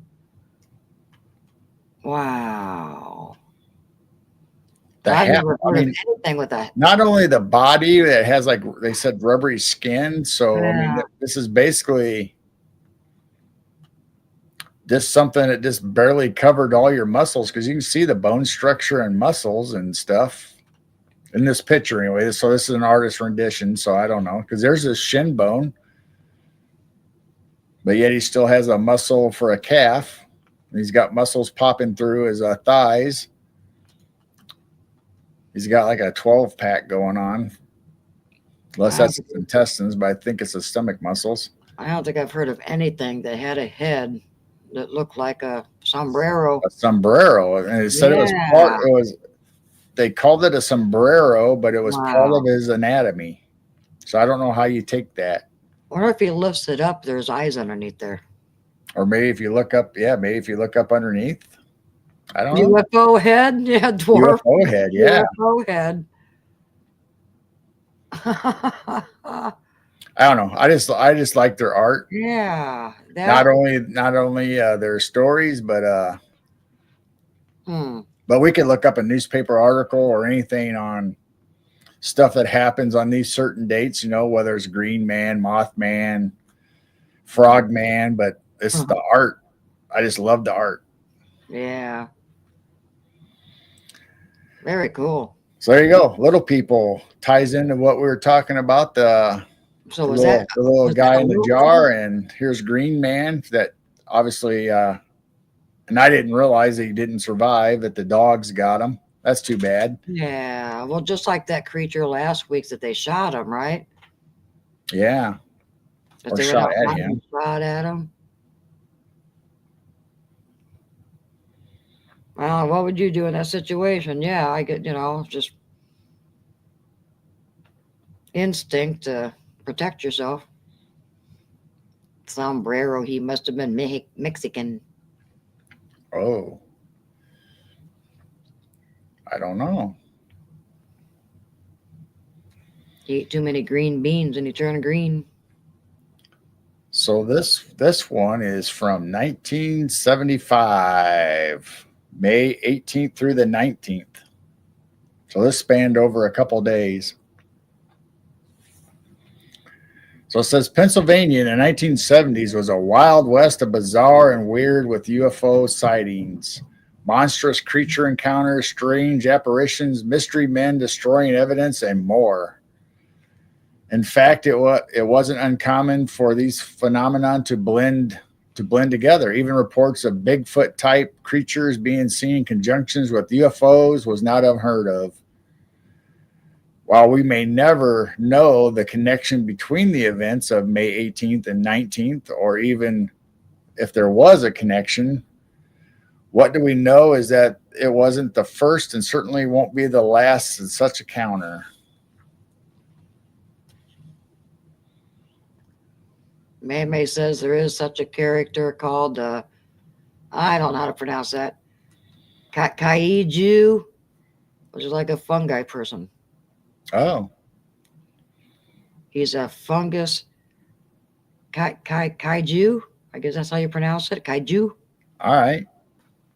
So this wasn't in China or Japan or anywhere in that area. This was in Texas. So so how do we get creatures that are, or entities? I guess I should say an entity. If it's an alien, is it a pixie? Is it an elf? Little person? Does it have dimensional abilities to go from one place to another or pop and appear? I don't know if Green Man's ever been talked about anywhere else. I always thought when you look up Green Man, looks like a tree and a bush and, blending into things and like a walking stick. Well, I don't know about a walking stick. I don't know. Well, there is those walking sticks. There's just so many weird things out in this world.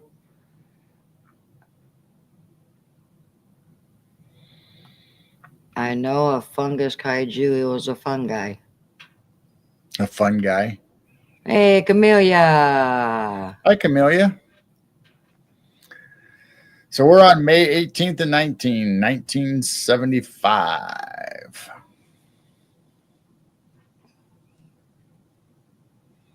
Where we had strange encounters between UFOs and Bigfoot and other strange stuff. He looks angry. He looks squatchy. Well, they said Bigfoot. Yeah. So there's a UFO in the background hovering above the trees, and here's their rendition of what it looked like. And it does look like a Sasquatch Bigfoot, but it looks pretty mean. Yeah, May, you can go ahead and send a email to Midwest Night Watchers. She says she's got a picture. Oh, nice. I mean, I probably could Google it, but if you got the picture, that'd be nice. Is that a UFO behind him? Yeah. You didn't hear me say that? Hovering above the trees? I started with.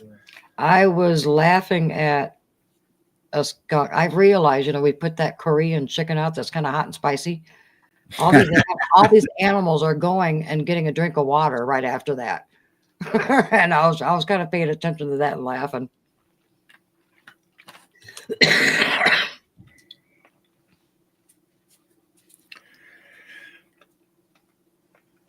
So this is May 1975, 10 p.m., Greensburg, Pennsylvania. Philip Arlotta, 38, and his wife, Frances, 38, are leaving a relative's home when Frances sees an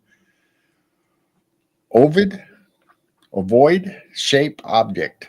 So that must be the UFO in the sky. The bottom is lit with a yellow light, while the top is dark except for 6 windows that glow red. The craft is completely silent. The couple alerts their family members in the house, 5 of whom venture outside to witness the anomaly. The object begins to approach the group, but then abruptly makes a right angle turn and flies away. Its light changes from yellow to orange. So when it was hovering, it was yellow, and when it took off, it was orange. The couple leaps in their cars and chases the craft, but it gains altitude and eventually vanishes into the night sky. The next night, in the exact same location, an anonymous motorist stops his vehicle for what he mistakes for a dog running near the road. To his horror, the beast rises from all fours and runs off into the woods on 2 legs. The man describes the creatures as being covered in thick black hair and standing 7 to 8 feet tall. So I don't think I've ever heard of a Bigfoot or Sasquatch running on all fours like an ape or a I've heard that. primate. Yeah, I have heard that they can be on all fours. Yes. Okay, I don't think I've ever paid attention to that. And they can go fast, but a lot of times are 2 feet. But I have heard stories of them being on all four and booking. See you later, Sandy. Yeah. Good night, Sandy.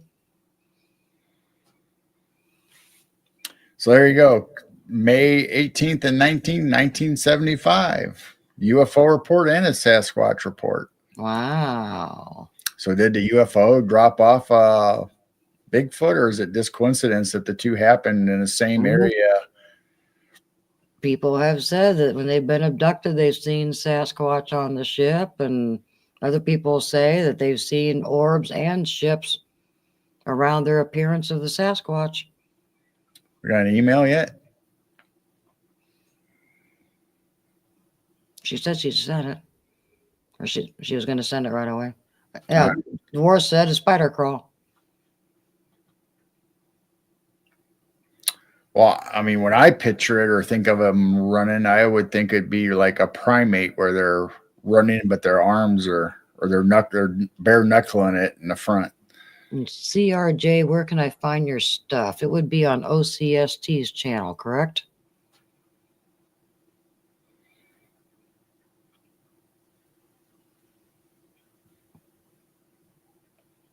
Which is, I'm trying to think of what OCST stands for. I said it earlier. Oklahoma Cryptid something. Yes. Oklahoma Cryptid Search Team. right? Hey, LIB, Mike, how's it going? Haven't seen you in a while. I saw you posted a video the other night. I saw it last night. That's why I was kind of late getting to bed. I watched that whole thing last night, Mike. Oh, they got eye shine and more eye shine. All kinds of structures and breaks. Oh my gosh. I had to leave. I think I left a couple comments. So yes, that was an amazing video, Mike. I got to go back.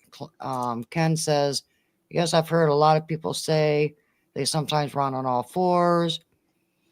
And then Mike came in, and OCST is Oklahoma Cryptid Search Team. I already said that. And May May says, I'm sending it soon. All right. Dwarf says hi. Hey, there's Professor Robert popped in. Oh my goodness, everyone's popping in tonight. Yeah, a lot of people we haven't seen in quite a while. Blazer, you're still in here, aren't you?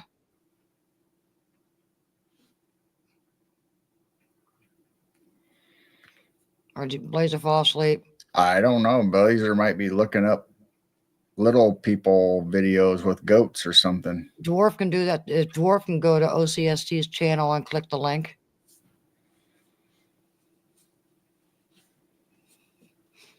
So yeah, welcome in LIB. And you said the other guys are going to upload their videos also, correct? Because I'm interested in what they're catching. Yeah, they used my spider crawl encounter and many more in a book recently released. It's a long title, but I'll find it if you're interested later. Interesting. I probably have seen it or heard it, but it just doesn't come to mind that I've heard many reports about it. I always think of them this being like Patty walking or going through the forest. I mean, that's usually the videos and stuff you hear about now. I think what I heard a couple of years ago is they like the spider crawling down all four, like through cornfields and stuff. Oh, well. LIB in the house.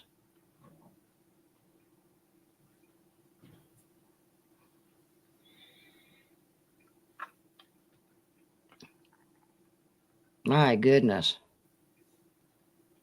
Yeah, you got to check out that video. They got so much eye shine. It was crazy. Wow. It was such a cool video. I had to watch the whole thing and then go to bed. I think he put it up. It was like last night. Yeah. Yeah. I can't remember what I was doing. I saw it pop up. I never got to it. John Reiner, he did a lot of hard work to get details from everyone. Awesome. Yeah, I'm interested. And hey, Blue Cruise, welcome in. Look at that. We got so many people that we haven't seen in a while popping in, hanging out. Cool.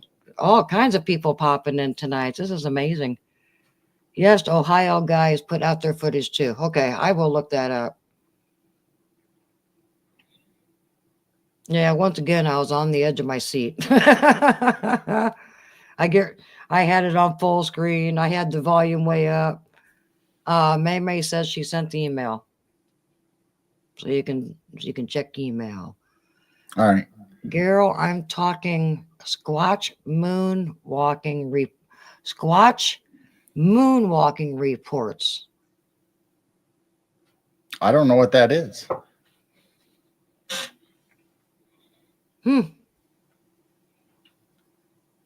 Oh shoot, what show? I watched too many channels.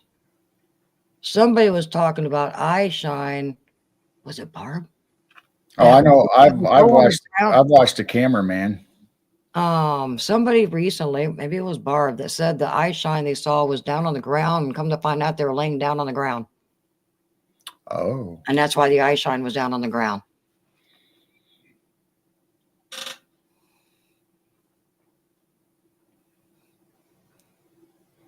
Oh, she said, hold on, guys. I have to resend the email.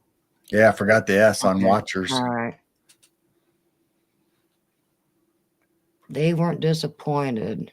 You'll like their point of views. That's cool. Yeah.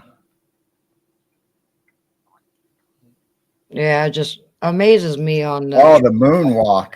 Ah, like Michael Jackson, the moonwalk. Oh, okay. That's funny. Could you imagine seeing A Bigfoot moonwalking? a sassy doing the moonwalk, Yeah. just gliding along? Maybe doing an electric glide, maybe doing a line dance.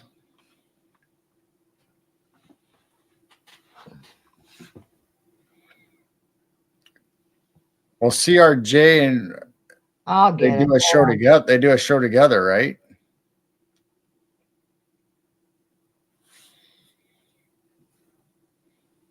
Duh, I could have done this.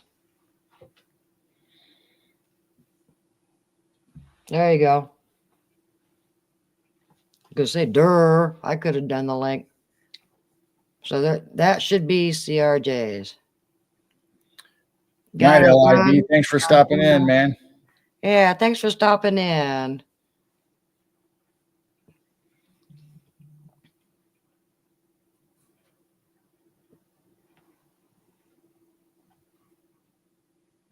You're welcome. I wasn't thinking I can just go over here on the tablet and get my own links, doggone it. Hi, everyone I don't know. Everyone I don't know. We're all getting to know each other. I think our family's getting bigger and bigger and bigger. All right, let's see if let me see. I haven't got notification of an email, so let's see. Let alone There we go. We got what 26 new ones yesterday from just Paul's channel.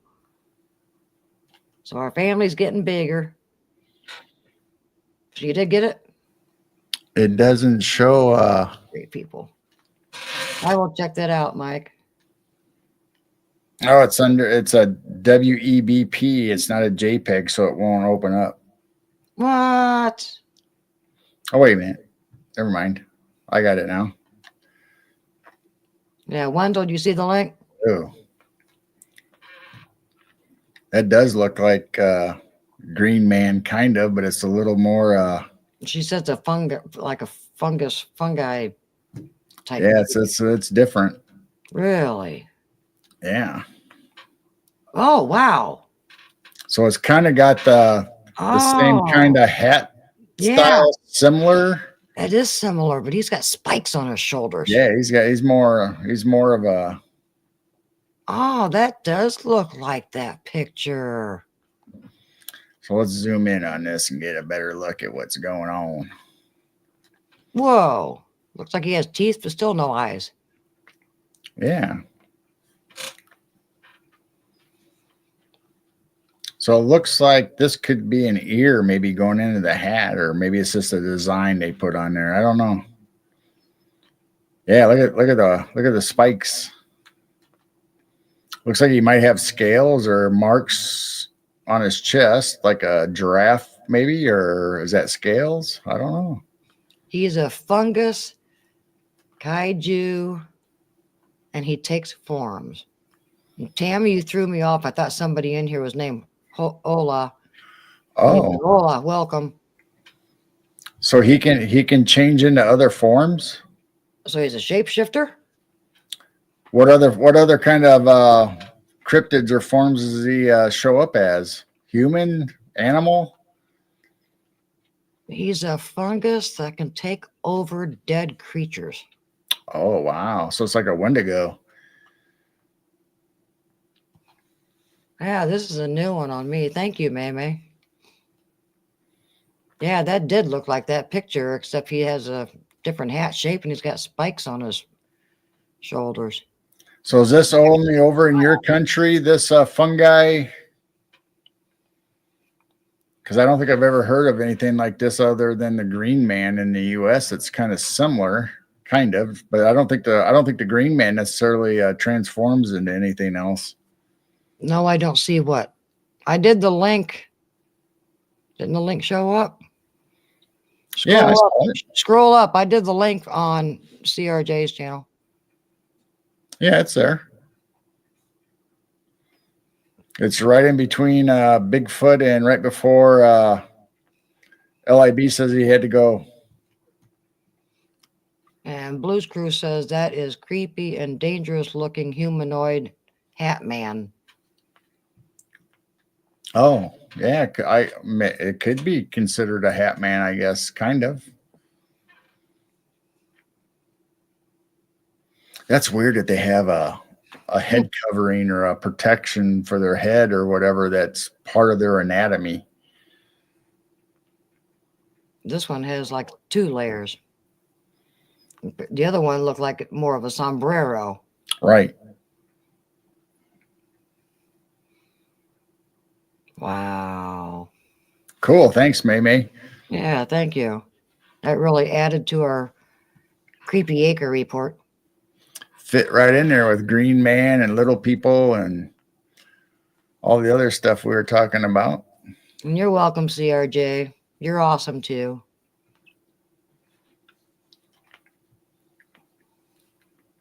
Wow. Well, thanks, CRJ. Wow.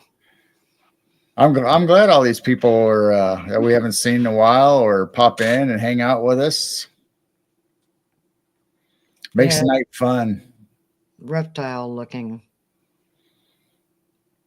It does. I mean, when it's got the little spikes or the whatever you want to call them, whether they're horns or, it does look more reptile. Even the body posture and stuff. That's cool. Wow. Thank you. Boy, this has been an interesting night. Wow.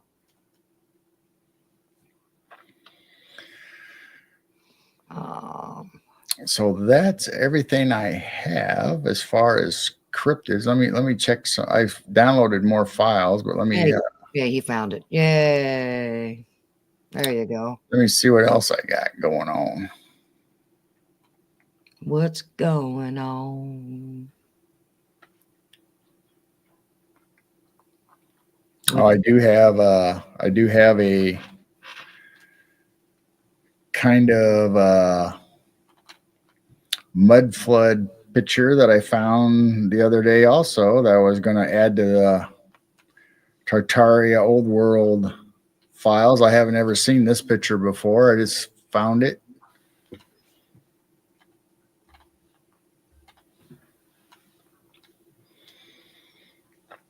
So I don't know if they were excavating or if it was a washout of a river or, with all the flooding going on. And I'm not even sure where this was even at. I just saw it and captured it. So you can see down here. You're not even paying attention. I just noticed something and okay, I'm sorry. That's all right. I guess I'm talking to Chad anyway, not necessarily you. So I don't know if this was a structure that was from a washout, but it uncovered these 2 looking tunnels, or maybe it was for waterways, or I don't know what they were used for, but obviously they were in a foundation, whether it was part of a building or a canal or whatever it was used for. No, they say these tunnels and stuff were underneath the old world. So I just thought that was an interesting picture that they just happened to discover this. Looks like a washout. Looks like it collapsed or a sinkhole or something gave away. Because this is a bridge right here. So I'm assuming there's a river or something. So that's a girder off of a bridge right there. Mm-hmm. So obviously it was a washout. It looks like they got a mound. Looks like they got a mound right there in their yard. See that? Yeah. So that'd be on top of where this is.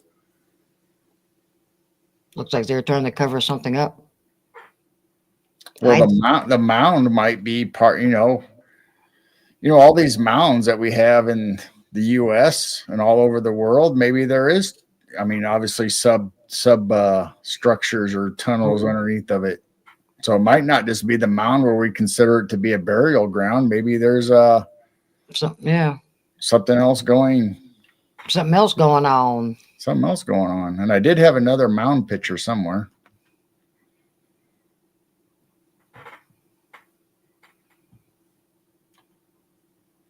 And don't forget to enter a drawing.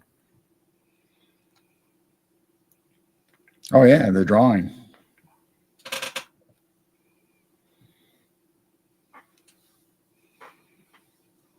All right.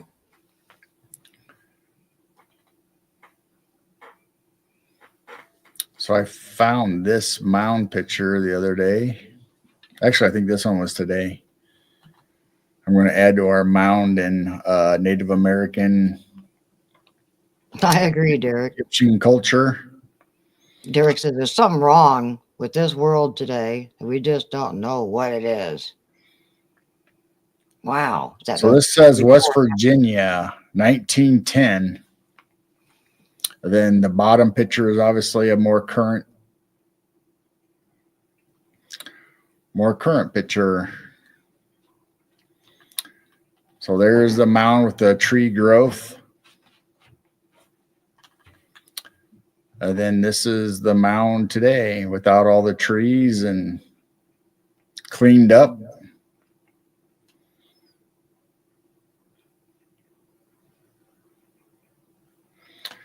So I thought that was an interesting picture. So I saved it to add to our collection of pictures. And so when we do our, whether Egyptian culture or Native American or Tartarian or Old World, I like saving these pictures and keeping them on hand to bring them up.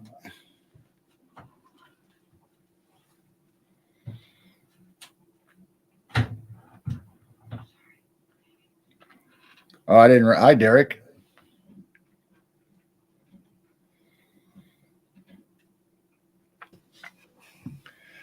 Yeah. So everybody, if you want to win, go over to their CRJ or OCST's website or page and register. I see. Oh my gosh, Jane, thank you. If you're talking about subscribing, I thought I was subscribed to you. I guess I'm not. I guess I was subscribed to OCST. Oh, all right. Oh yeah, since I found her link, I went, oh my gosh, I'm not even subscribed. So I subscribed to her. So is it drawing on both of them or just CRJ's designs or what? I must have lost track of that also. I think if you just send an email, you'll get into the drawing. But I think they did a show or something, and I think it is on the OCST. How long does everybody have till the drawing?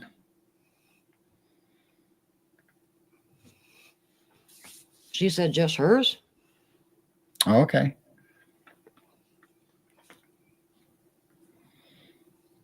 Yeah. So how many days people have until the drawing?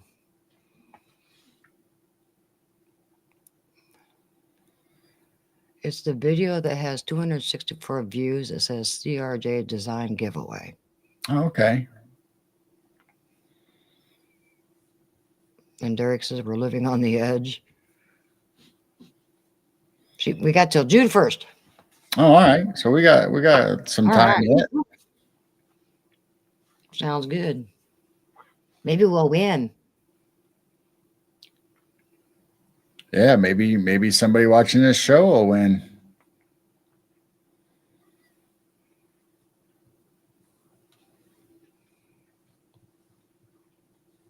So we're done with the creepy acres. We've been done with Creepy Acres for quite a while. All right.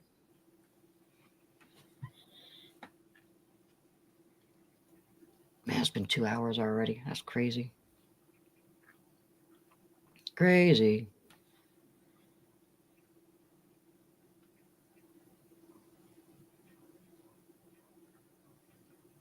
Is it raining outside?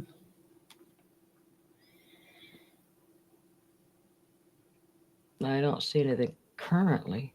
Oh, okay. It's still windy.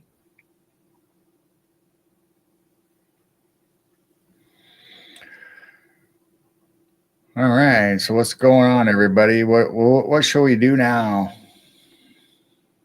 She said it will be announced on June 4th on OCST, Bigfoot and stuff. Oh, cool. But I will let the winner know via email or Facebook Messenger. Post your email again, or whatever we need to send it to. I think she said email, right? Yeah. So please post that again, and I will put it up so everybody can see it. Since I don't think I did when she first put it up. Yeah, somebody did, but it's way back there. I just tried searching for it and I couldn't find it. So yeah, CRJ, please post your email again, and I will put it up on screen so everybody can see it.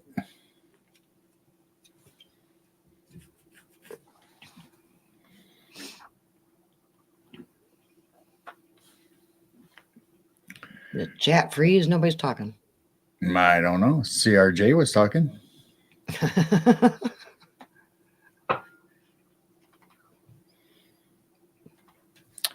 So I guess we can continue with our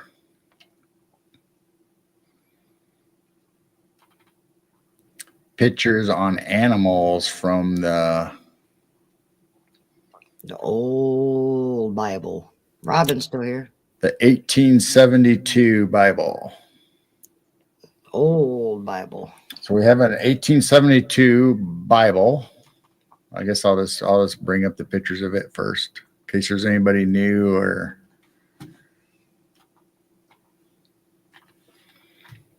So we were gifted this Bible, and you can tell it's old. It's really thick. It has a dictionary. It has obviously a glossary, but it also has the New and Old Testament and Apocrypha. Did he say where he got this? I don't know where he got it. Okay, so he didn't tell you when you worked with him. Okay.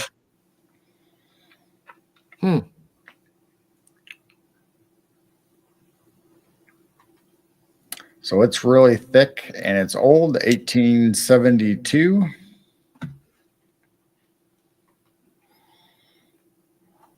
So here it has the books of the Bible. It has the Old Testament, and it's got the Apocrypha. Some of it. Well. Yeah, I mean, there's some, and there's a lot more. It's kind of interesting what, the ones that they've got compared to like the Ethiopian and interesting. And he says like 8 inches thick, right? I don't know how thick it is, but it is thick. Oh, when I looked at my grandma's, hers was even thicker. So when we pull that one out, it's even thicker than that one. I looked into getting one. They're around $300 on eBay. What? I guess these old Bibles. I got mine from my grandma, and I think I got 2. I might have maybe. I think we at least have 3. Yeah. We might have 4 because I think 2 of them are mine and 2 of them are yours. But yeah, I might have gotten one on both sides. But I know the one that's in that bottom drawer in our bedroom is from my grandma. But we at least have 3 because there's 2 old Bibles in that lawyer's cabinet down the hallway, and then you have the one in the drawer. Yeah. So we at least have 3. She said that one. She was trying to get that one. Oh well, I don't know if I have the PDF for this or not, but I can look up the PDF, or I'll look it up for you, Robin. Because I'm sure all these old Bibles you can get them on PDF, and I think most of them are free because they're so old. And I briefly looked at my grandma's, and man, some of the illustrations are just beautiful. So this is the first section of the animals of the Bible. And we went through birds last week. Yeah, the hawks and the falcons and the quail. So we already went through these. We went through some of the birds. I'll see if I can remember the last page that you did, because we were into the birds and the falcons and all those. Yeah, I do remember. We did briefly touch on the quail and domestic fowl. And Robin says, I think it is a PDF on script. A scribe? Yeah.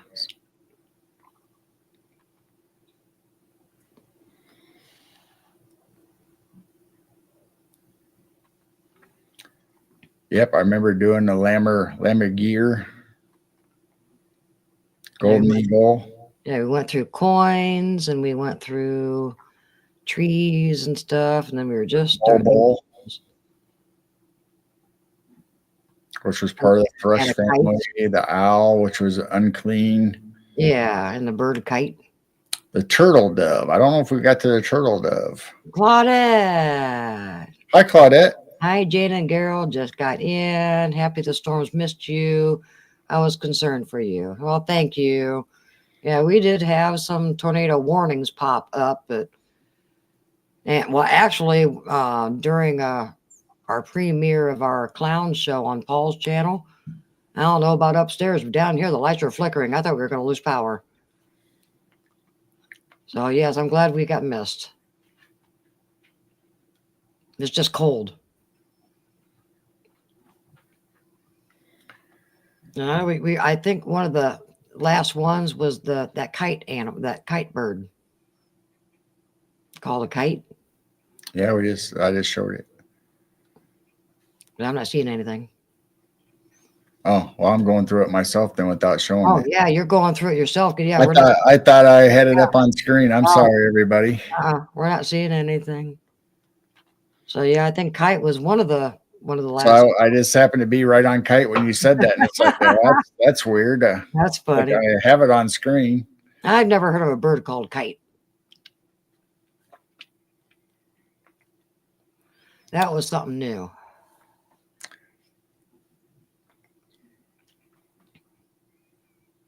I don't think we did those.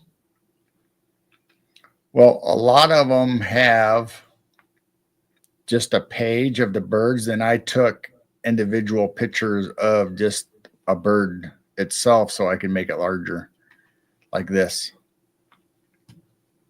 Looks like a blue jay. It is, but it says it's a cuckoo. Oh, cuckoo bird. Okay, cuckoo bird.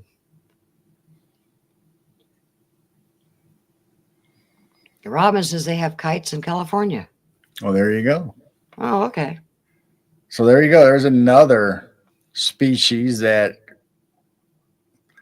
Egypt and Israel story could be in the West Coast.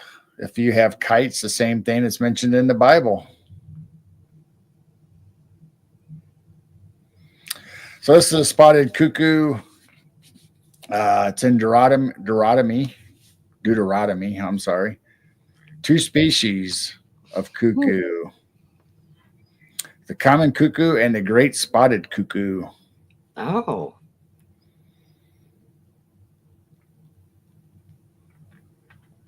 The feathers on the head are formed into a bold crest. The throat and chest are reddish gray, and the tips of the wings and tail feathers are white.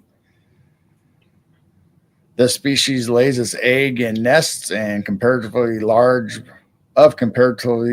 birds such as the rooks, crows, and magpies, which are the same color. So a cuckoo must be close to looking like a crow or a magpie. Good night, CRJ. Good night. Did she repost her email? Don't know. Maybe I'll scroll back and I probably won't be able to find its way back there. We'll find it. It's on that one video. We'll find it. All right. So I'm curious on what the scripture actually says about the cuckoo bird. Well, you'll have to look in Deuteronomy. Yeah. That'd be a whole Bible study in itself, going through all these and then going through the scriptures and seeing what was said about them. So there's the tree sparrow. Wendell just sent the email. Oh, nice. Yep, I know sparrows is definitely in the Bible. He takes care of the sparrows. Ew. Egyptian vulture. That's Deuteronomy also. Blues Crew says Blue Jays and Cardinals are in his neck of the woods in Florida. Yep, we have Blue Jays and Cardinals. Ken says I've seen a lot of kites in Oklahoma. They are in the same family with hawks. That's interesting. There's the heron or the white ibis or ibis. Unclean bird in Leviticus. Of course, I think Leviticus says everything's unclean. Except for sheep and goats and stuff that they sacrifice on the altar. Everything else I think is unclean. So this says the hoopoe or hopo or lapwing, Leviticus. It's got pretty markings. It looks like that kind of chicken that has a puffed head. So this says an unclean bird, his feathers are long and very beautiful. There are many legends about and I'm going to say hoopoe, but it could be hopo. I mean, I'm not sure if I'm saying it right. I'm going to say hoopoe. One of which is a vast flock flew over King Solomon's head while on a desert journey, shadowing him from the sun. In reward for which he gave them a crown of golden feathers. Oh, golden feathers. It is more abundant in Egypt than in Palestine. Its plumage is of a light russet color, the wings and tail black, with many broad white bars, and the crest extended over its head, nearly 2 inches long with black tips. It is about the same size as a thrush. Now he's got pretty markings. So there you go. A flock of them flew over King Solomon's head and shielded him from the sun while he was in the desert. There's a crane.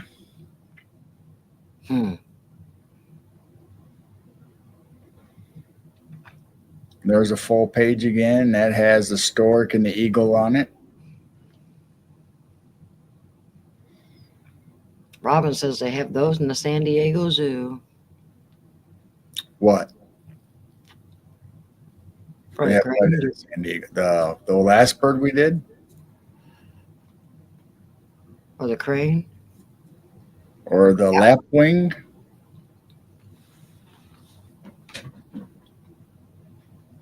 My cousin worked at the San Diego Zoo many, many years ago. There's the eagle. She said the crowned. Oh, all right. There's the eagle. Now we're getting into other types of, not just birds. Jackalope. So there's the pelican of the east. That's in Psalms. Wow. The Greek partridge, and that's 1 Samuel. Wow. That would be a cool Bible study to look up all the scriptures and see what it says about all these. That's interesting. There's the swift. Look like swallows. Yeah. They do look like swallows. And the purple martin's kind of like a swallow or a purple martin.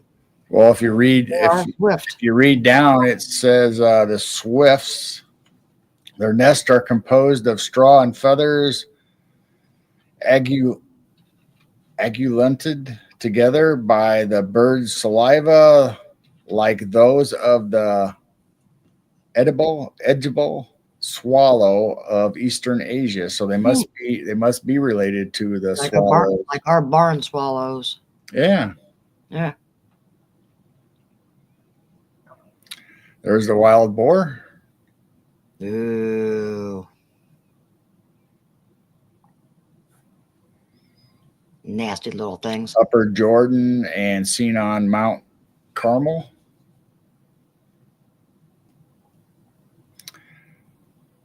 There's the hair of Mount Lebanon. The hair of Mount Lebanon is of the squirrel kind. What? I don't know. That's just what it says. Is of the squirrel kind. Yeah, it says the hair of Mount Lebanon is of the squirrel kind and plentiful in Palestine. They are very small, light dun color and have very long ears. When it is reposing, it continually moves its jaw as if it was eating. Well, that just sounds like a regular rabbit to Yeah, me. sounds like a rabbit. So I don't know why they said of the squirrel kind. Oh, that's different. There's the wild bull or oryx. Oh, the Or horn. ox. That's a long horn. That's in Isaiah.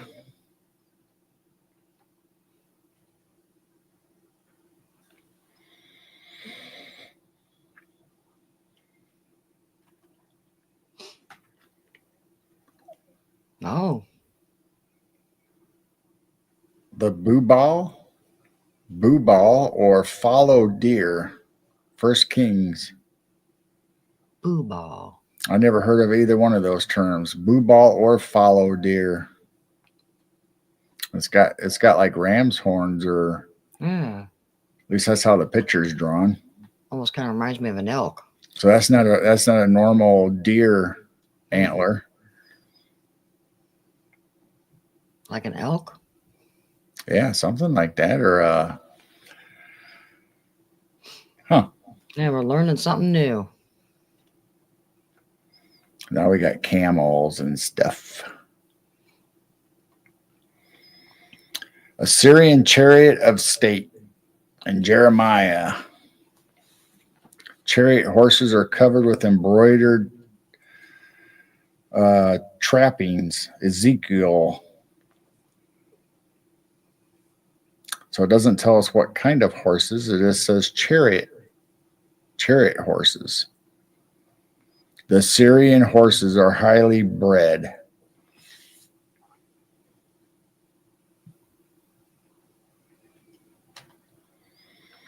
Egyptian war chariot. And that's in Joel. So this is talking more about the chariots than it is about the animals. Oh, this is talking about what animals pulled the chariots. I thought it was horses. I don't know. It says Egyptian's war chariot. It doesn't say. It says that they're made of iron ornamented with wrought metal, bronze, silver, and even gold.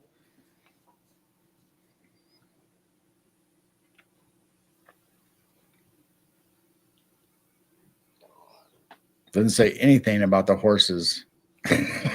This talks about the chariots. So I don't know why it's in the animal section other than it is pulled by horses. Poor things. So many of them died. There it says the camel going through the needle's eye. Oh, wow. In Matthew.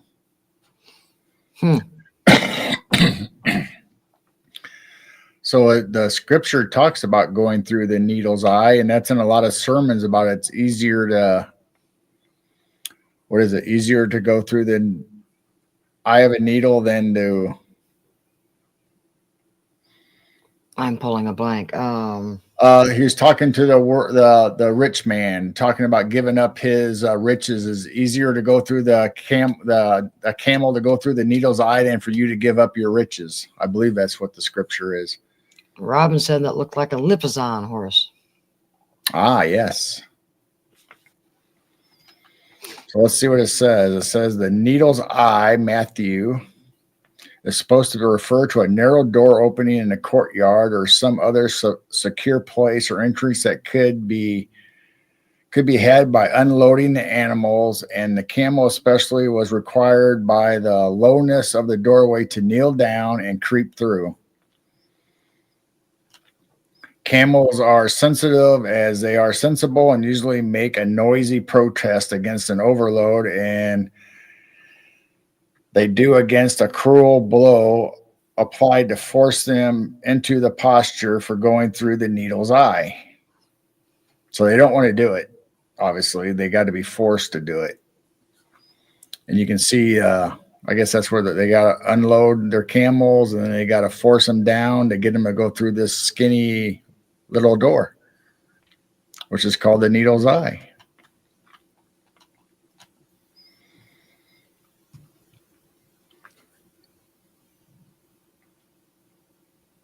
So there is several species. Most familiar in scripture authors was a single hump or Arabian camel. Bactrian camel shown in number 419. So I guess there's more. This is 417 for the picture. So there's a couple more pictures of camels evidently. Welcome in, MT Paranormal Live. Hi, MT. Oh, here's interesting. The original belonged to the steppes of Tartaria. What?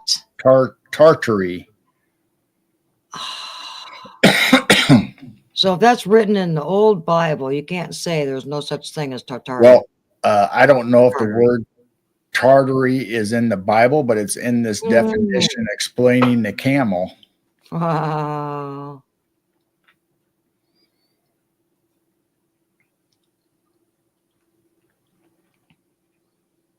That's cool.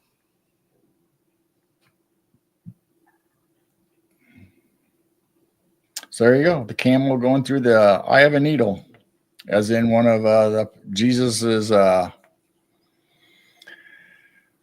would you call it? Parable. Yeah. Easier to go through it's easier for a camel to go through the eye of the needle than it is for a rich man to give up his possessions. There's the back train. That's 419. That's the back train camel. That's in Isaiah.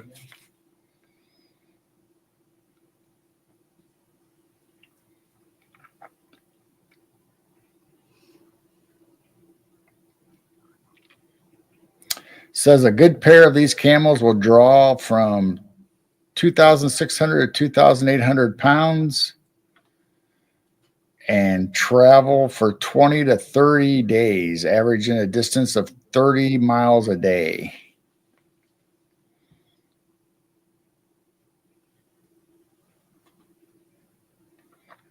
Now we're getting into the mules and sheep, goats. You said goat. They said goat. Goat. So there's a flock of sheep and their shepherd.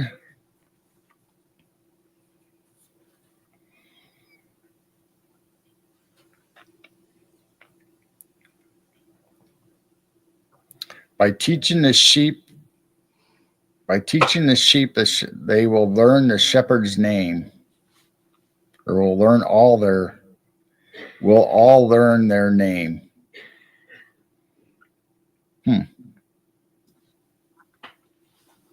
Oh, I know their master's voice. Right. But the way it's worded, I don't know if Right.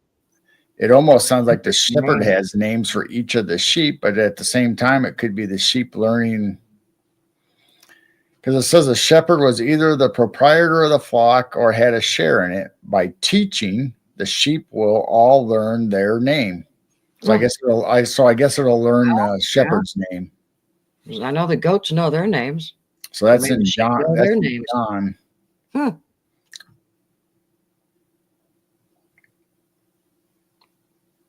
That's cool. So here's Mules of the East. That's in Psalms.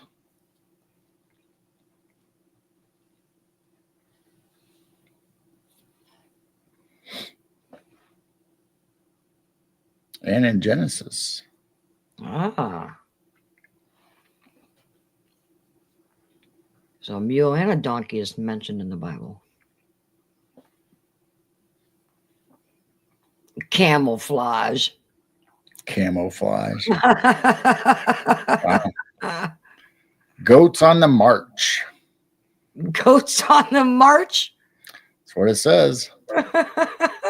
Goats on the march in Matthew. Oh, that one looks like a Nubian, like Clive with big ears. It says goats and sheep never mingle together, not even in the same enclosure. What? That's what it says.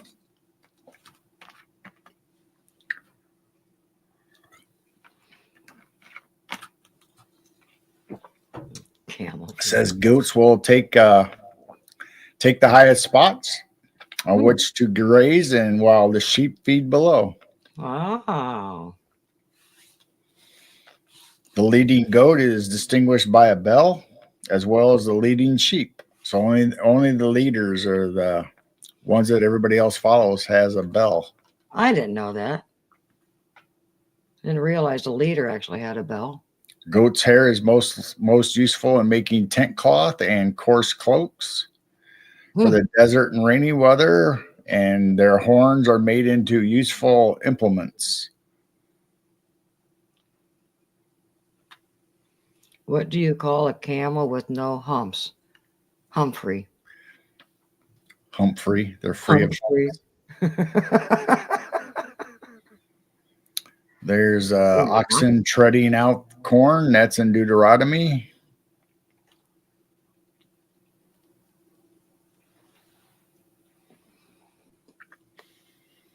Humphrey. So here we have a wolf, the jackal, the leopard, and another camel. I don't know why this camel wasn't with the other camels. Another camel. So there's the wolf in John.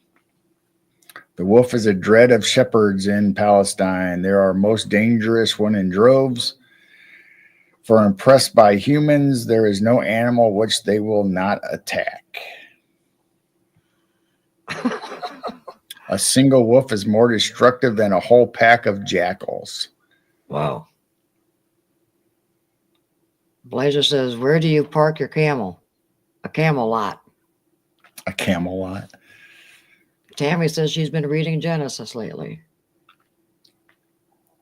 Carl says, a calibrate camel? Celibate. A celibate camel.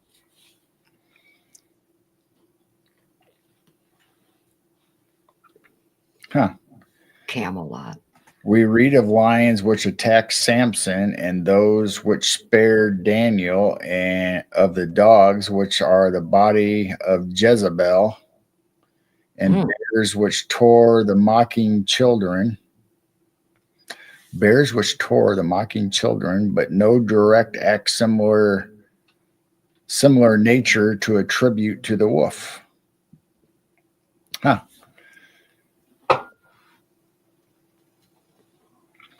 There's the leopard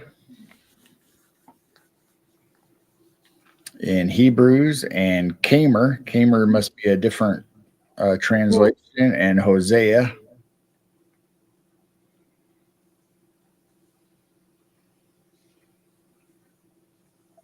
The cheetah or hunting leopard. I get it, Carl.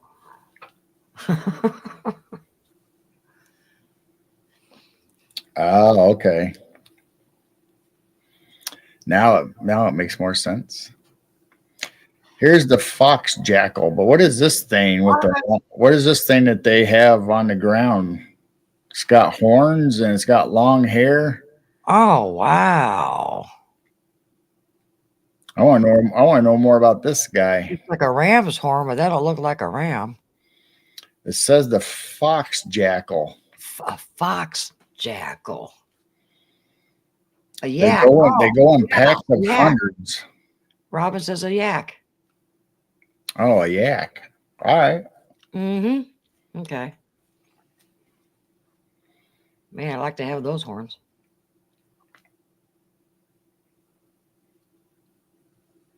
That'd make a nice flute. Huh. Says they're in packs of hundreds, the fox jackal. Wow. Hundreds. Camel post. In Isaiah, the camel is used for the convenience of special messages. In the Bornu kingdom, a regular service of these animals is established. Two couriers along, always traveling in companies, so that one rider or a camel should fail or be captured by the Arabs, the other may post on to its destination. Jeremiah. So it's almost like the Pony Express, but they're using camels. Camel Express. Yakety yak, don't talk back. Thoroughbred. A thoroughbred Delul will travel for 7 or 8 weeks with only 4 or 5 days of rest. Wow.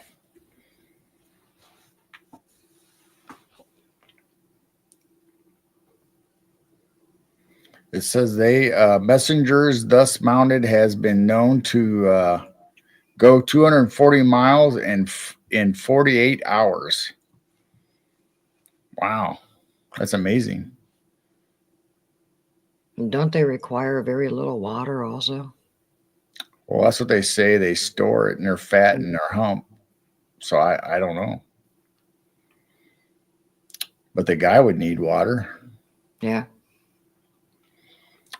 So now we have goats again and bear. Ooh.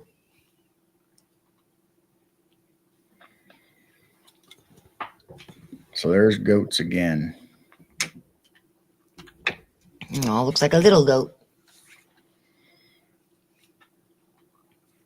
Yeah, look at some of those horns.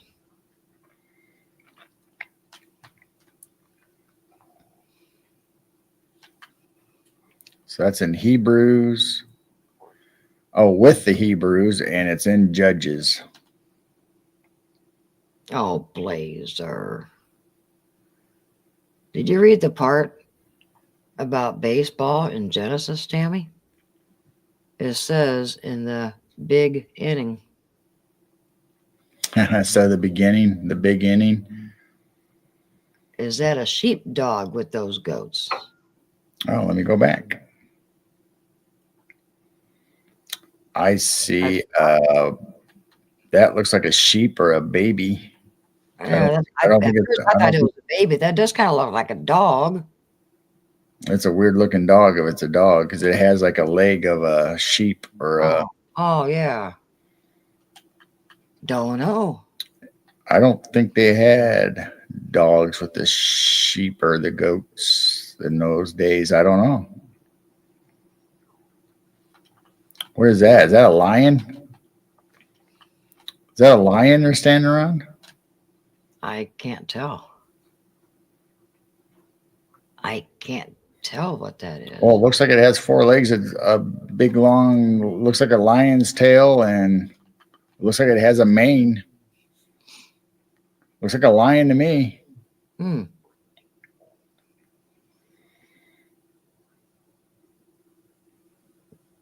Lion with mane. Yeah, so it looks like they killed a lion. And Tammy, they did say that there was other people around when Adam and Eve weren't the only ones on earth, is what people are saying. There was other people, and then he went and kind of, what's the word for it? Hung around those people.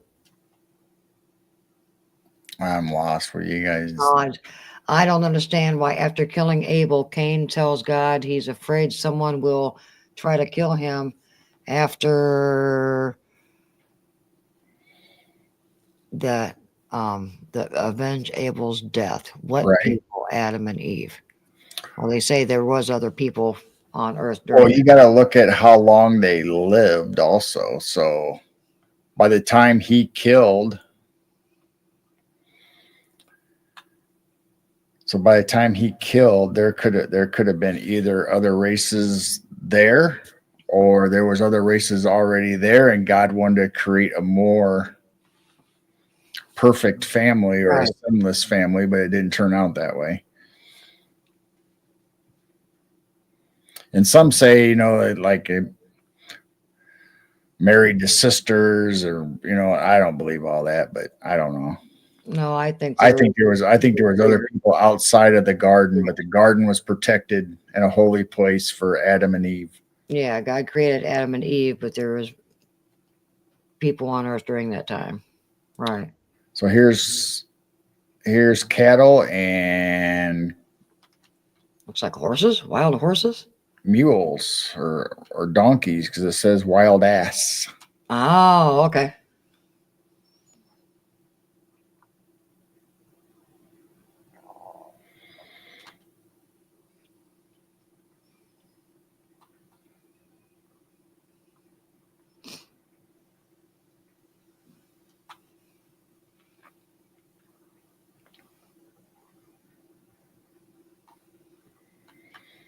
What's that say? Tammy says, I thought Adam and Eve, then their kids. Oh, that's what the church teaches. I don't think that's necessarily. I mean, it could be. Like I said, I don't know. But my feeling these days is that there was actually other people on earth. Yeah, because Cain went and, I'm trying to think, maybe Paul teaches on this, that's what started the secret societies, is when he went and started hanging out with other people.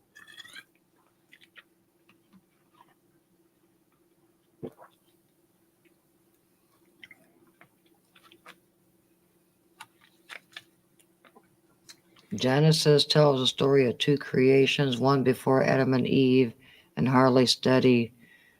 And a hard study shows this. Well, you have the gap theory. Right. I mean, you have all the stuff that supposedly there was another creation, then God wiped it out or made the earth clean and void again, and then created Adam and Eve. Or was there a creation from God there, but he created the Garden of Eden and kept Adam and Eve in there to keep them supposedly holy or separate from the abomination outside of the walls? And that's why he had angels with flaming swords to protect the entrance. So Good night, OCST.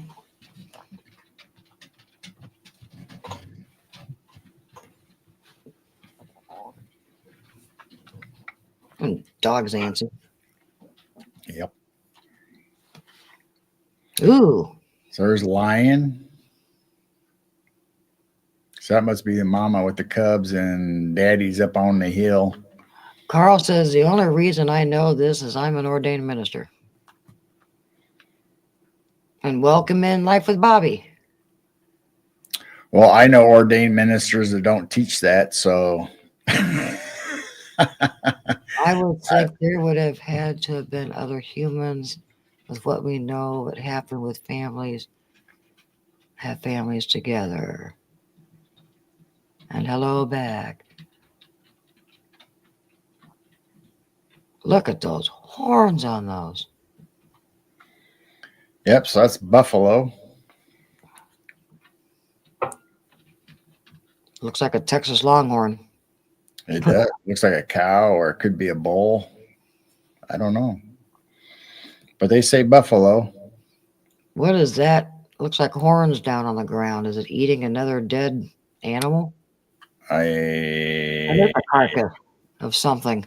Well, he's standing in water, so either it's in a deep part of water or it drowned.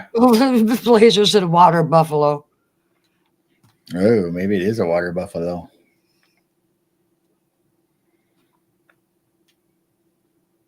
That's definitely horns coming out of the ground. Oh my gosh, look at those horns. So that's an ibis. IBEX. Ibex. Wow. Yeah, water buffalo have horns, I think.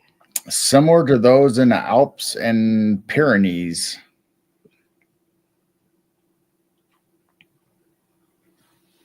Wow. So that's First Samuel's and Job. Wild goat of Arabia also. A wild goat. There's a hedgehog. Did you know there was a hedgehog in the Bible? No, I was just going to say a hedgehog was actually in the Bible. Says Isaiah. Blazer, you're right. My goats do scratch their back with their horns. It's cool to watch. Hedgehog. Hedgehog was in the Bible. Holy animals. Oh, so it says that maybe a word was mistranslated in a passage in Isaiah and maybe should have been rendered as hedgehog.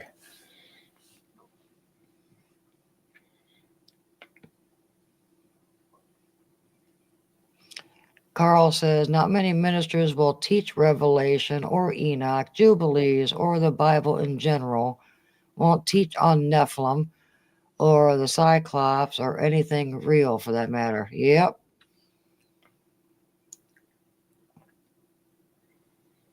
Because when I went to church years ago, you don't talk about Sasquatch. There was no such thing. Or any, they didn't talk about the Nephilims or the giants, and definitely Enoch. They say, no, Enoch was taken out. We're not going to teach that. He was taken out of the Bible. So here's a four-horned ram. What? A four-horned?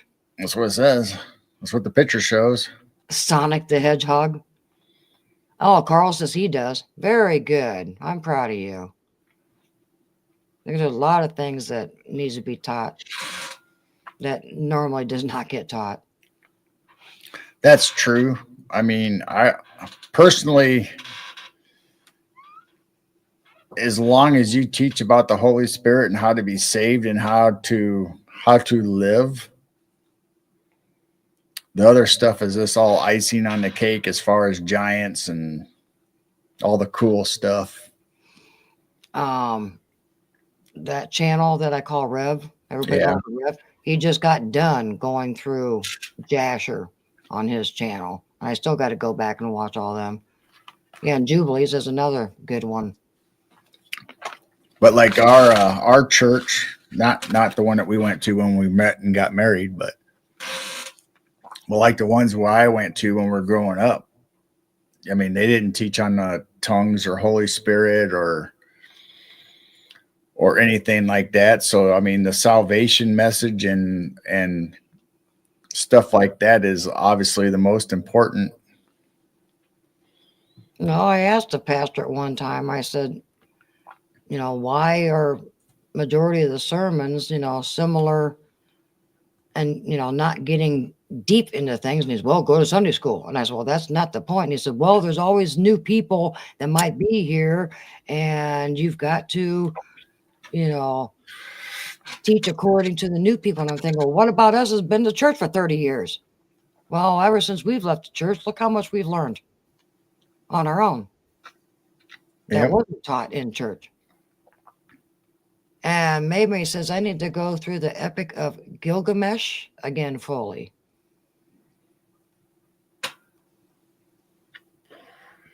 Yeah, Gilgamesh. Mm-hmm. And more churches need to touch these things. Yeah. Is that a goat? What? Oh, now we're getting into snakes and. Remember, Crocodile Dundee hypnotized a water buffalo. There's a pearl oyster.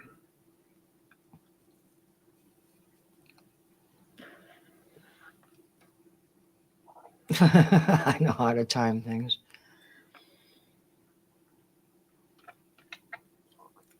The pearl of great price is a specimen yielded by the pearl oyster, which is found in the Persian Gulf, and it's in Matthew. Oh, Wendell said he's seen a four-horned goat. Oh, really? Wow, I never heard of such a thing. I did not realize it can have four horns. There's something new. There's ghost lore. Yeah, that's why I did the goat. I know, but down lower, she said, that's not a knife. Crocodile Dundee quote.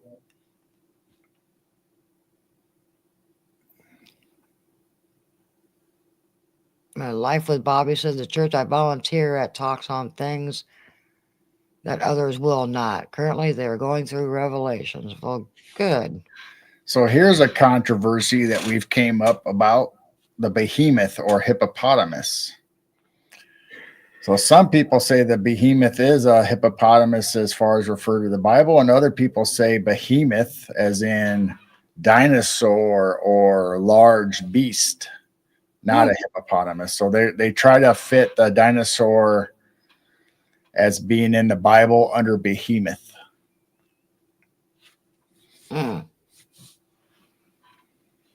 Just like a unicorn, they say it's a rhinoceros. Yes. So there's the scorpion.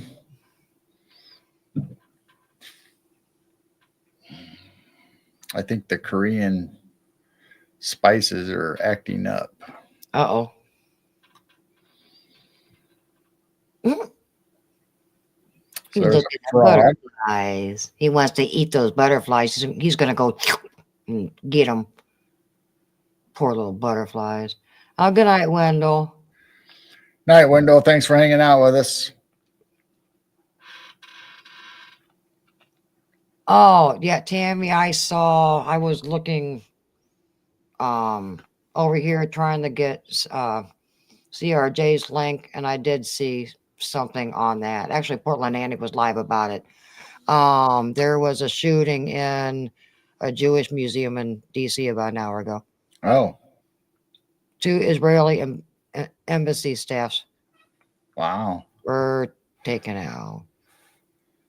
Yeah, I saw that. I was going to click on that later. Serpent charming. Yeah, we tried some new chicken tonight. It was Korean chicken. It was a little spicy. Ooh. It says Toxicoa. It's in Job. In other words, a toxic snake? I guess poisonous. It is closely allied to the dreaded horotted palm snake of India. Snake of India. It's just so funny how they name some of these. So this is in Job. There's the cobra.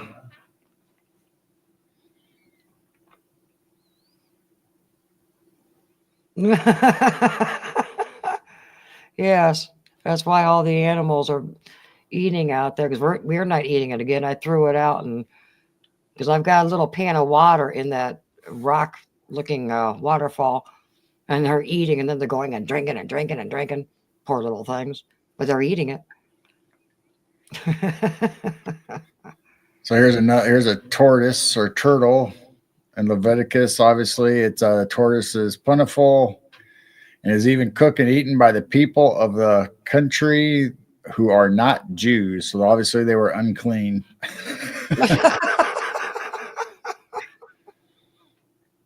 The tortoise has no teeth. Huh. Yet is able to crop the grass with ease, and edges of the jaws are sharp and very hard. So his jaw bones are sharp and very hard, but he has no teeth. Ghost Lore says, I bait turtle. Good stuff. So now we're getting to the alligators, salamanders, insects. So this is page 86, or it's 65. Whew. So you can see how thick the side of this Bible is. Yeah. Looks like a little fairy down there. That's a grasshopper or something. Looks like a fairy. Pareidolia. So there's the crocodile in Hebrews, or in Apocrypha, Leviathan, or maybe Leviathan is another name for crocodile. I don't know. Leviathan was a monster, right, of the water? I don't know. It's where they changed names with a lot of these too.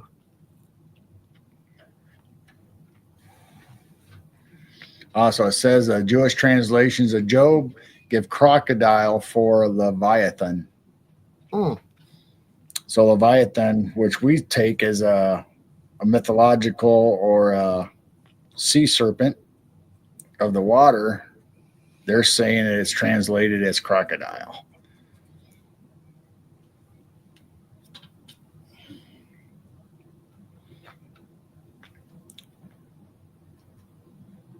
The skink, skink, skink of Egypt. Little lizard. Hi, Lori. Lizard. Hi, Lori. We had Peter earlier. He went to bed. Now we got Lori. We're still doing our Bible animals and creatures. I guess this isn't an animal. It's more like a little lizards now. Little lizard.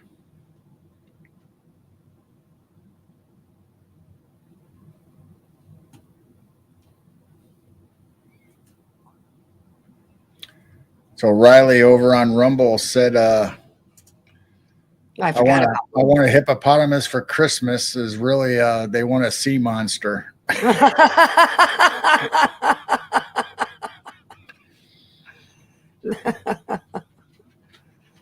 Oh, thank you. Lori says you guys are perfect for late night. You're so calming. Well, thank you. Sometimes we get a little crazy. Yep, sometimes. But this is fun, learning all this new stuff. I was saying earlier, Lori, it'd be a neat Bible study just to go through these pictures and then go through the scriptures and see what the scripture is actually saying about these birds and animals and things. That'd be a cool Bible study. So this is a sponge or common sponge. A sponge is in there. Which is mentioned in the Bible. Well, yeah, because at the crucifixion, he put a sponge on the spear to give right, water but as to an animal. So, well, it is a living thing, isn't it? A sponge is a living creature. Right. So the sponge is mentioned in the Bible definitely because the soldier put a sponge on the tip of the spear and gave Jesus water when he was thirsty. Yeah. But I know sponges are alive at first. Well, ghost lore, you may not know, but my goat actually came from Lori and her husband Peter on their show. So I know you love my goat. Well, just thank Lori for the goat. Looks like an unstuffed turkey. Oh. So here's hornets. Oh, wow. So it is in Exodus, Deuteronomy, Joshua. Oh, wow. It's in a few different books. And it says Zorah, Zoreah, means place of hornets. So there must be a land that had a lot of hornets. But it doesn't say. I just read you what it said. I do not know other than that. And butterfly. Palmer worm. Oh my gosh, Blazer, really? They're asking for it. There you go. There you go, Ghost Lore. Oh, they got a bunch of different ones. The dragon tail? Well, it says Palmer worm.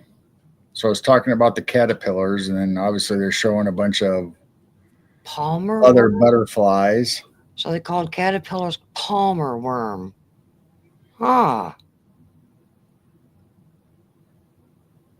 Bahaha, thank you. You're welcome. So it says it's mentioned 3 times in the Holy Writ or the Bible, and each time it's constitutes an element of devouring army, because the caterpillar does destroy damaged fruit trees and other vegetation. As we know, as anybody that has a garden, they know how caterpillars love to eat the leaves. Yep. Yeah. Blazer said he got his goat fix. Ah. A moth, Wow. a destructive insect. Oh, a moth is a destructive insect. Well, it destroys garments. It eats cotton Yeah. and wool.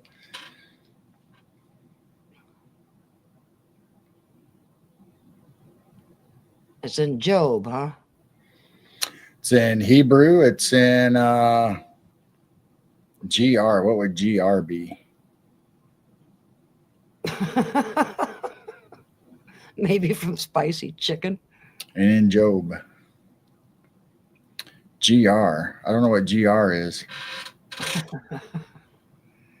GR. Gasher? Is that or is that a apocrypha book? GR.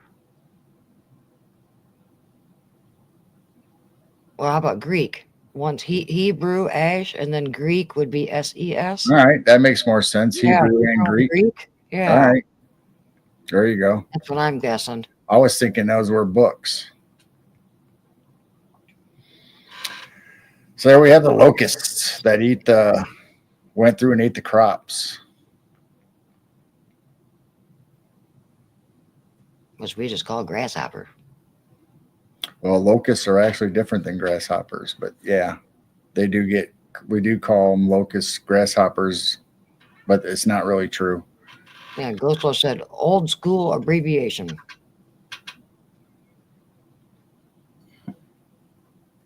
The plague. So it says the grasshopper or the locust will enter into houses, eat the woodwork.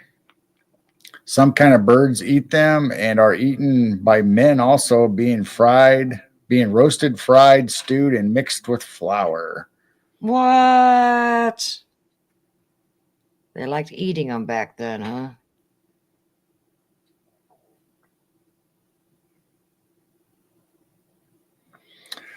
Women often put the eggs of locust in their ears as a cure for the earache.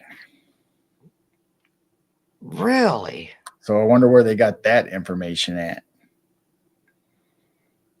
For earaches.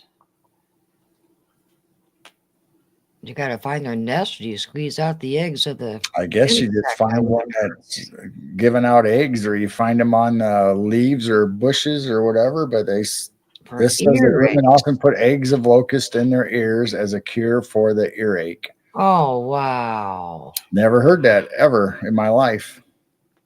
So I wonder if that's in the Bible or how they came up with that. Dipped in chocolate? Oh, my God. See, that still looks like fairy.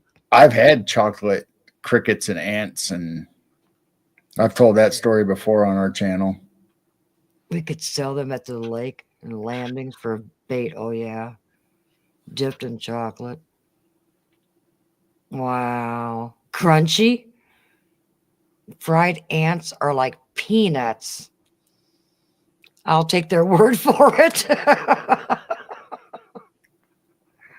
Oh, wow. Riley says, what was that chicken noise? I think he was talking about your goat. Oh, on Rumble? Yeah, you probably heard the screaming goat. He says, wasn't Job the guy eaten by the whale, but it was Jonah and the whale. Yeah, Jonah. Robin says she's had chocolate crickets. Salty. I think we went through all of our animals. Really? Yeah. So what's next in the Bible for next week then? Do you know?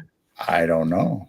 I think I have a section somewhere of maps that was in that Bible. Oh, yeah, it'd be cool to go through the maps in that old Bible. And we went through the trees and stuff, and we went through the ancient coins last week. And there's more coins in this new book that we got too. There's coins in there. Yes. So that's all I have for the Bible. That Bible, anyway. I don't know what I have. She's going to Google it. And they're still going through that Korean chicken. Should be gone by now. Let's see, we did misprints already of the Bible. We did the Gutenberg, the first edition with all the graphics of the Bible.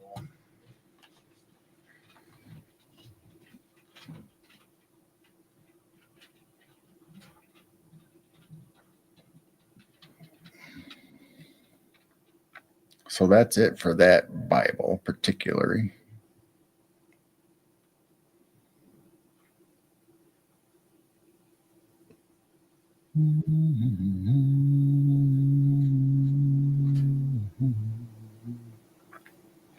Ooh, see more eyeballs. What are you? What's Where's that at? What's coming out of the bushes? I see eye shine. Ooh, yeah, the skunk just hopped and stuck his tail straight up like somebody's coming. Oh, it's another skunk. Man, I haven't seen the skunks around for a while. They're starting to show up again. What camera are you on? The back camera. There's 2 skunks. It seems like here lately I've seen coons and possums, but I just thought the skunks were having their babies or something. But they've been showing up here lately. He's got a fluffy tail. Uh-oh. The other one's getting closer. There we go. We're gonna have a fight. We're gonna have a little stinky fight. There's can't be much food left. Come on, I didn't put that much out. He's finding something. There's such a pretty animal. Can make it your pet. No, my mom had a pet skunk, but they found it as a baby, and it just hung out with the cats and never sprayed them. So right. Yeah, she had a pet skunk. Little pea ants.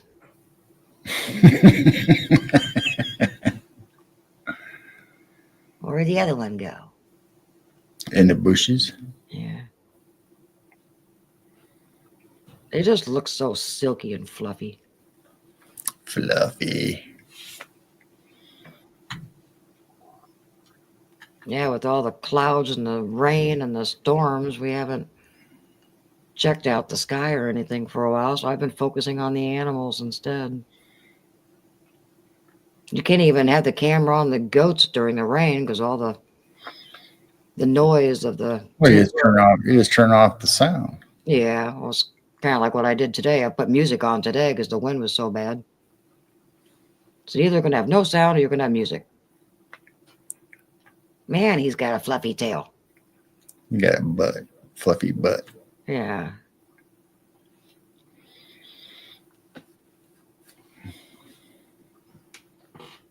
I don't see where the other one went. I don't see him on the other cameras. Ghost Lord had a Pepe Le Pew. You had a Pepe Le Pew? Yeah, fart kitties.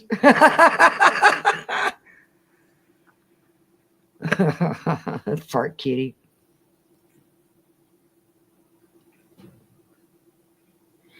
Well, I think, Jane, your pet skunk you're talking about, they didn't remove the scent gland. No. They just know to trust you and don't spray you. Yeah. Because you're not a threat.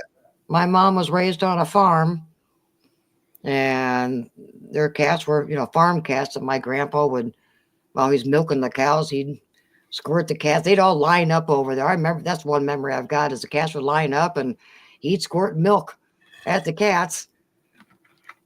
And so anyway, yeah, they found this baby skunk, and if it's not scared of you or anything, it never sprayed them or anything, and it just hung around with the cats and ate cat food. And I don't think they what'd you call them, debag them? I don't think they did stuff like that back then. I don't know how long they had it or anything, but I just know Mom said she had a pet skunk when she was a kid. Life with Bobby, don't pet the fart kitty. Yeah, don't pet the fart kitty. Even though they're cute. It's kind of like, can I pet your dog? How about, can I pet your cat? Can I pet your kitty? Descent them? Yeah. You can, but if you can just get them young enough or where they trust you, then you don't have to worry about it. Just try not to scare them or. The kitty, kitty, kitty.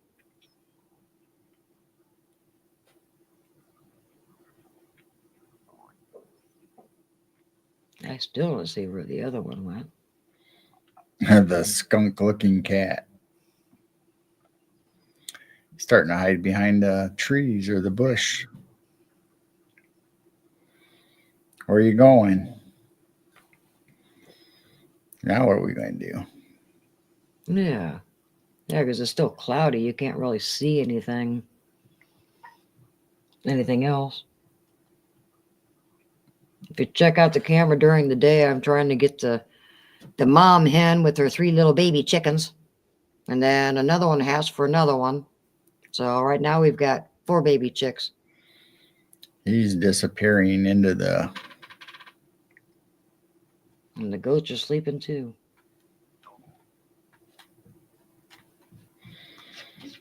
I don't see him behind the barn or anything. I don't know what happened to that other skunk. He gone. Next.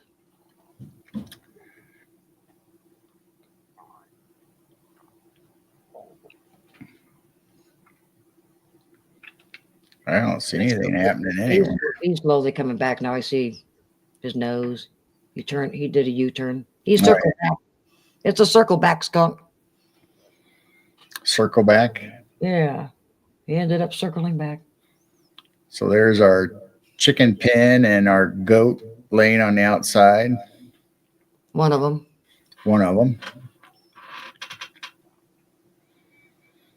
Jeez, Gary's totally laying down. I don't know where the other one's sleeping. Oh, okay. They're the other ones. They're closer to the fence. And then let's go to this one. I saw Pepe Le Pew. So there's the other half of our barn, or not the other half, but the other side where we keep the goats. So Gary's laying down. Man, he's really laying down. Yeah, he is. Look at him.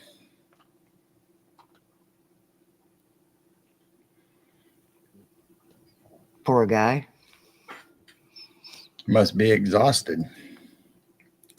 Did the little goats play too hard with him today? I don't know.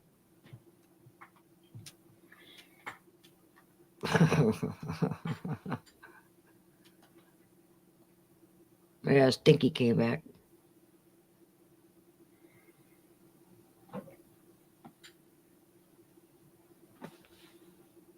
I haven't seen a raccoon tonight. Last night there's 3 of them.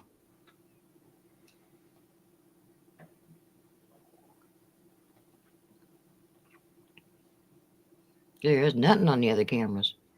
No.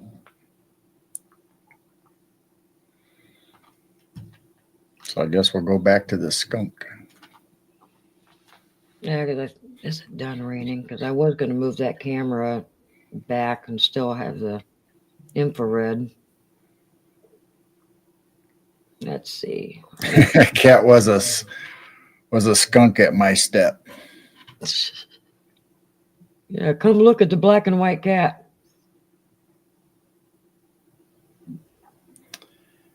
Yeah, that goat's Riley's asking if the goat was sleeping. And he says he wants to pet a booger. I'm assuming he's talking about a big goat.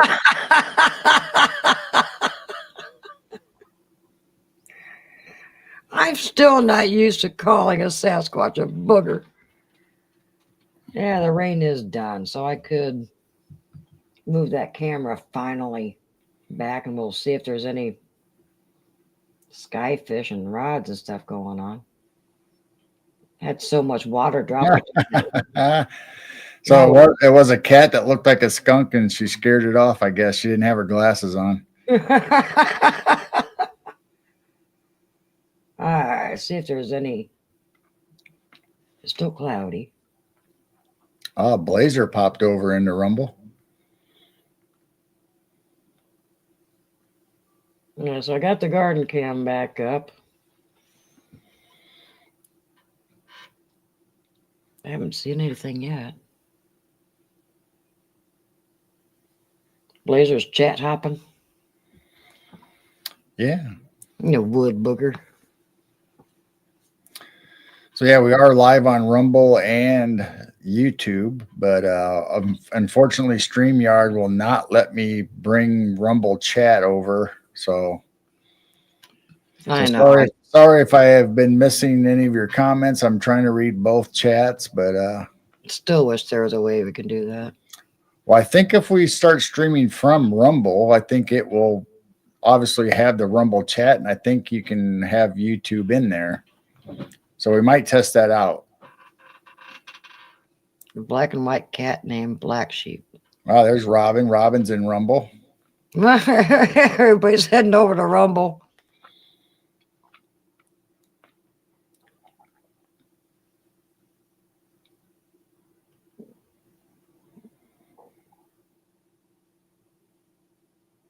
Wow, that camera's even boring tonight. Oh, I saw something briefly. So our Rumble audience is slow. Oh, there's a possum. Oh, here he comes. Oh, boy. And Possum meets skunk. Oh, so no, I ain't going up. Nope, I ain't doing that. You stink. Turn around. Ran away. So we have 143 followers on Rumble since we started streaming to Rumble.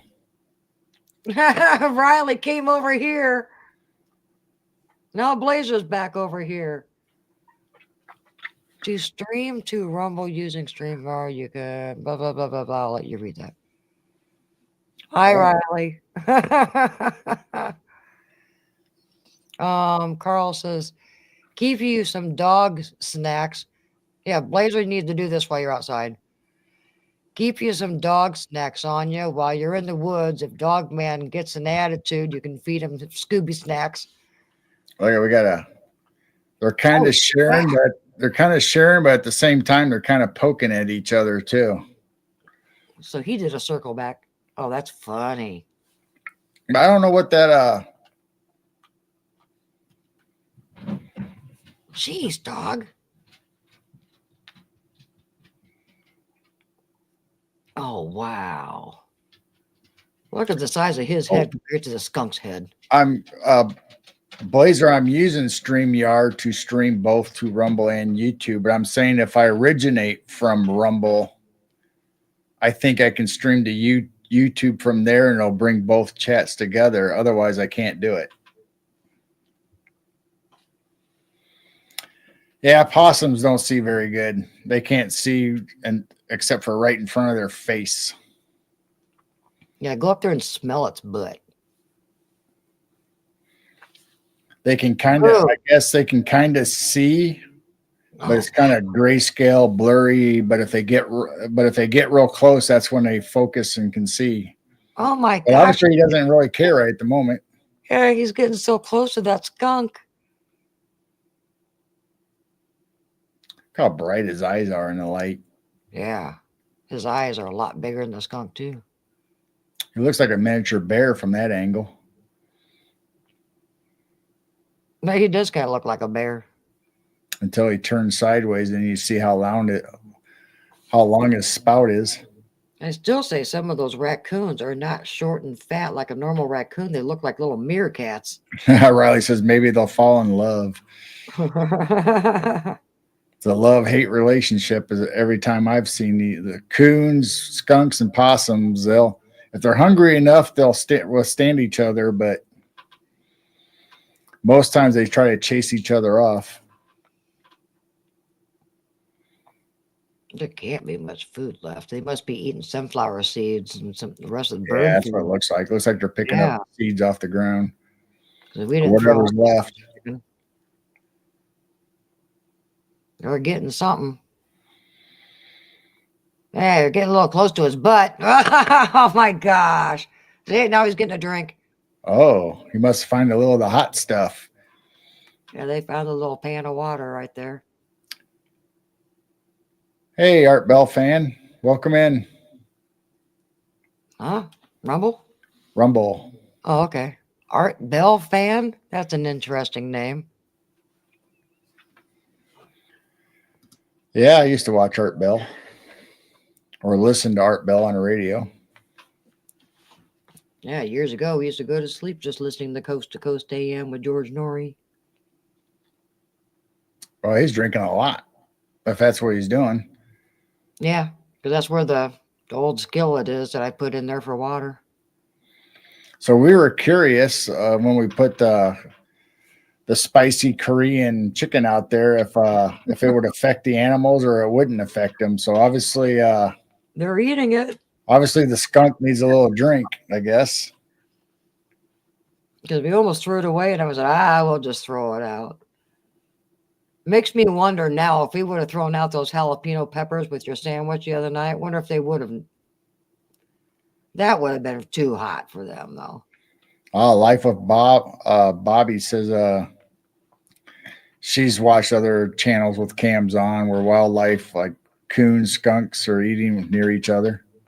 They will tolerate each other, Yeah. but sometimes they get territorial, and there'll be a raccoon that'll chase everybody else off because it's territorial. I don't know. Yeah, I've seen them. I've seen them fight. I've seen like possums fight and the skunks fight. So once in a while they do, but these guys seem like they're getting along. Oh, where's he going? Is he leaving? He's in front of the rock waterfall. Now they're both. Oh, one's going. The possum's going around the back of the. Oh, wonder why he took off kind of fast. He's still there. He's just sneaking around the back for some reason. Maybe he is in love with the skunk. Something else coming?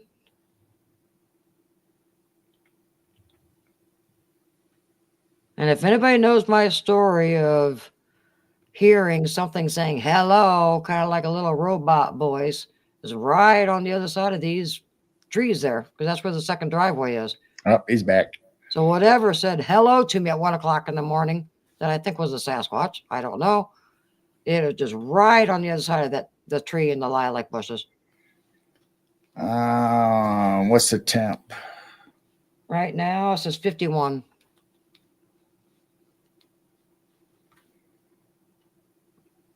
So yeah, whatever it was on the other side of those bushes there. We actually had they set a warning for frost. Yeah, what night was that? I don't know, but I don't think we didn't get it.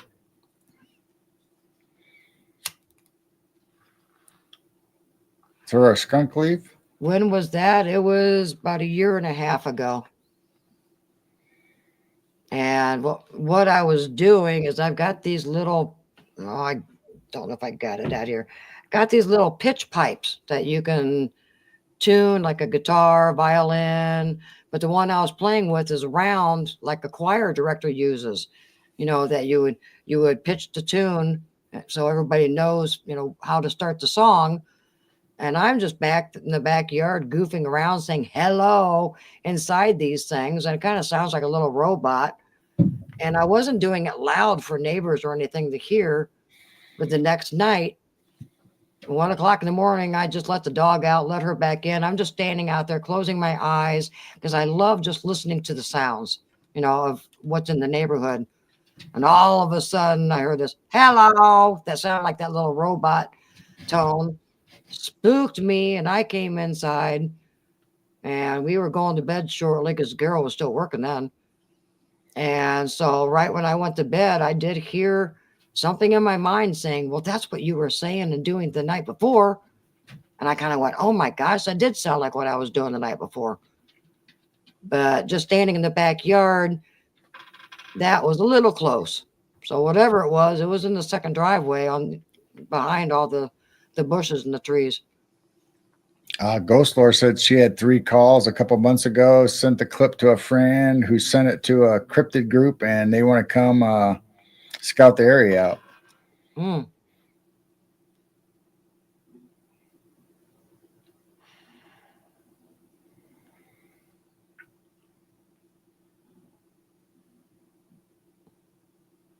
It would have been distorted. I've lost something. This sounds like very loud men, but not a man.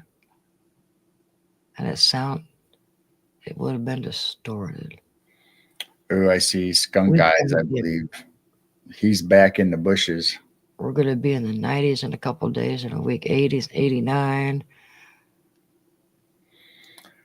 Well, Yeah, I hope when we move back up in the high 60s and close to low 70s. Pretty yeah, we soon. got I'm tired of this 50, 90s.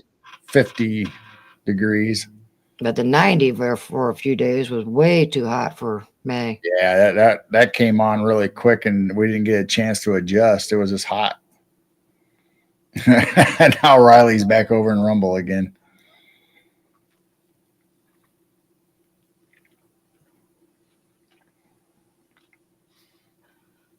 Well, that is one reason why I've got the camera kind of facing over here, because I've been trying to see if I see large movement on the other side of the trees. I think that's a skunk right in here. I keep seeing eye shine every once in a while over in there. Oh, yeah, I do see the eye shine. Yep, there he goes. He's behind the bushes. I don't know why he's over there. The birds must have been flicking seeds back there or something, I guess. I don't know. Yeah, there's no. I usually just throw the bird seed and bread and stuff like that right where the possum is. So I don't know what he's eating over there. Unless somebody carried over a snack over there and did eat it all. They might have and dropped it. I'm surprised the foxes haven't come back. They just kind of came earlier and that was it. Maybe they didn't like the spiciness. Not a coyote, wolf, bull, cow, chicken, rooster, bear, dog, cat, owl, deer, etc. Yeah, they do like to mimic those animals though too. So Oh, I've heard some geese at 1, 2 o'clock in the morning that were not geese. I've heard strange owls right outside our bedroom window that was not an owl. night, Carl. They definitely mimic. All right, good night, Carl. Thanks for hanging out with us. Riley says, "Come to Maine. We'll go bear hunting." No, thank you. I don't want to bear hunt.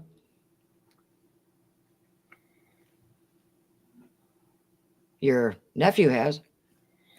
Yeah, of course he lives in Alaska now, but we can go up into Wisconsin, Michigan, and hunt bear. Once in a while, we'll have one head out down here to Illinois. Yeah, we've had bear come down, venture from the upper states above us into Illinois, and of course we used to have black bear at the time.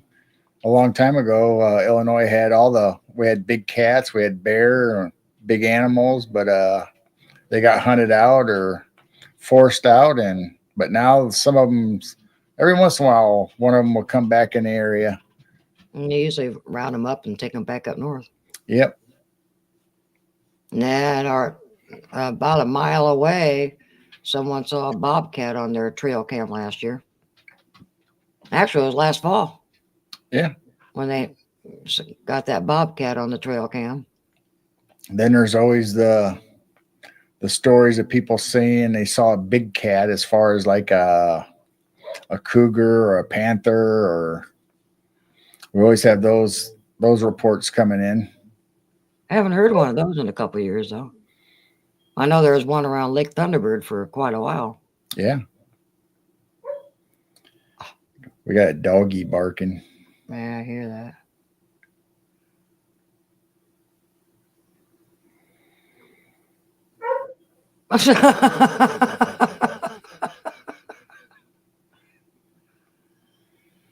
Yeah, she's in the bathroom barking for water. Shouldn't be. I thought I filled it up, but she might be at the door. I don't know. I'm flipping this on my TV. I may be back for some chatting. Gotta walk my dogs. And I want some good cold water first. Well, you're welcome for the chat in the show. Yeah, I just thought I'd try the on-screen chat. See how it goes tonight. Probably when we have a guest on or show show stuff like videos and stuff, we probably won't have it on. But oh, there's a skunk coming back into the scene. I don't know how much longer we'll stay on anyway. If we had more stories to tell or more slide shows to we'd probably stay on longer, but and for everybody that's still out there listening, Dr. Dennis Carroll is going to be on Chanty's show, Aquarius or African Rising Aquarius. Yeah, tomorrow. Dennis is going to be on there. Oh, he got forced out again. Got too close. Nope, he's moving on. The other night when I threw out those bagels, yeah, there was a possum that kept grabbing a bagel and then running off with it. Come back and grab another one and ran off with it. There can't be much left after. They've got to be just eating sunflower seeds and stuff. Well, Raleigh says there's stories of specter mooses up here. Yeah, I've heard some stories from Maine and. Yeah, Robin signing off. Yeah, we should probably just go ahead and sign off. And yeah, everyone's going to bed and walking dogs, and we ran out of pictures. So next week probably got to take our dog out while we can. Yeah. So next week we'll try to get more pictures and start doing maps or something from that old Bible. I think this has been a lot of fun. Everyone's enjoying it. And yeah, we got Jesus Payan Jr. coming on this Sunday. This Sunday, I just texted him and asked him if he was ready. So I haven't seen his reply yet. So yeah, Jesus should be this Sunday. Let's see what he wants to talk about this time.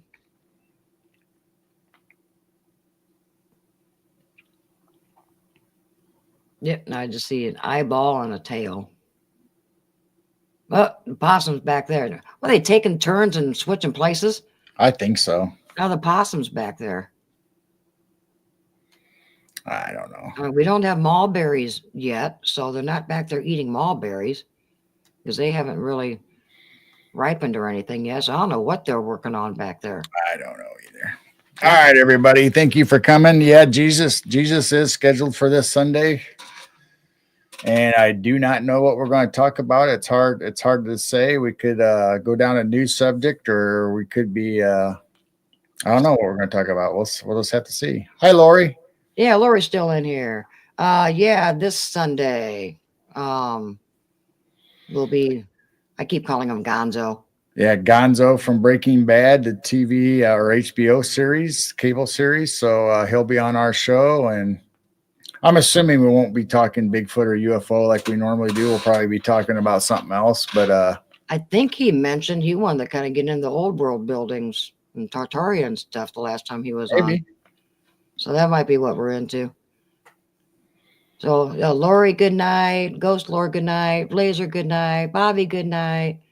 Riley, if you're still in here, and everyone else who's hanging out.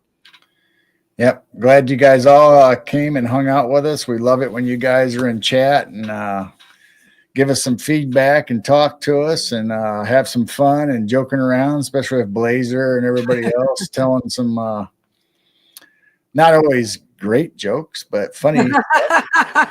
Be the glitch. Be the glitch. Well, next Wednesday, we'll try to pull out some more pictures and the maps or something like that from the old Bible. That's really cool. Yeah. So thanks for hanging out with us. We love you guys. And then so I tell you, as we're leaving, maybe I will. I'm shocked. Let's see how this works. I'm gonna give something a try. What? And don't forget Friday and Saturday movie night and X-Files and Lost in Space and Night Gallery and who knows what all on Rumble only. I'm going to give this a try as we end. I'll leave on. Hopefully it'll work and I'll try it. Not sure what you're doing. You're scaring I know you don't know what I'm doing. I know. Well, we got an outro or something? No, it's not really an outro, but we can play a video file. So I thought I would try this. So we'll just say goodnight to you, and I'll leave you with a little excerpt of Barb Hartman's thing, because I've been putting some clips together. So I thought we'll just go off screen for a while, and we'll just end it and leave you with a little video on the way out. Awesome. Well, good night, everybody. Much love. All right. Good night, everybody. We'll play the video.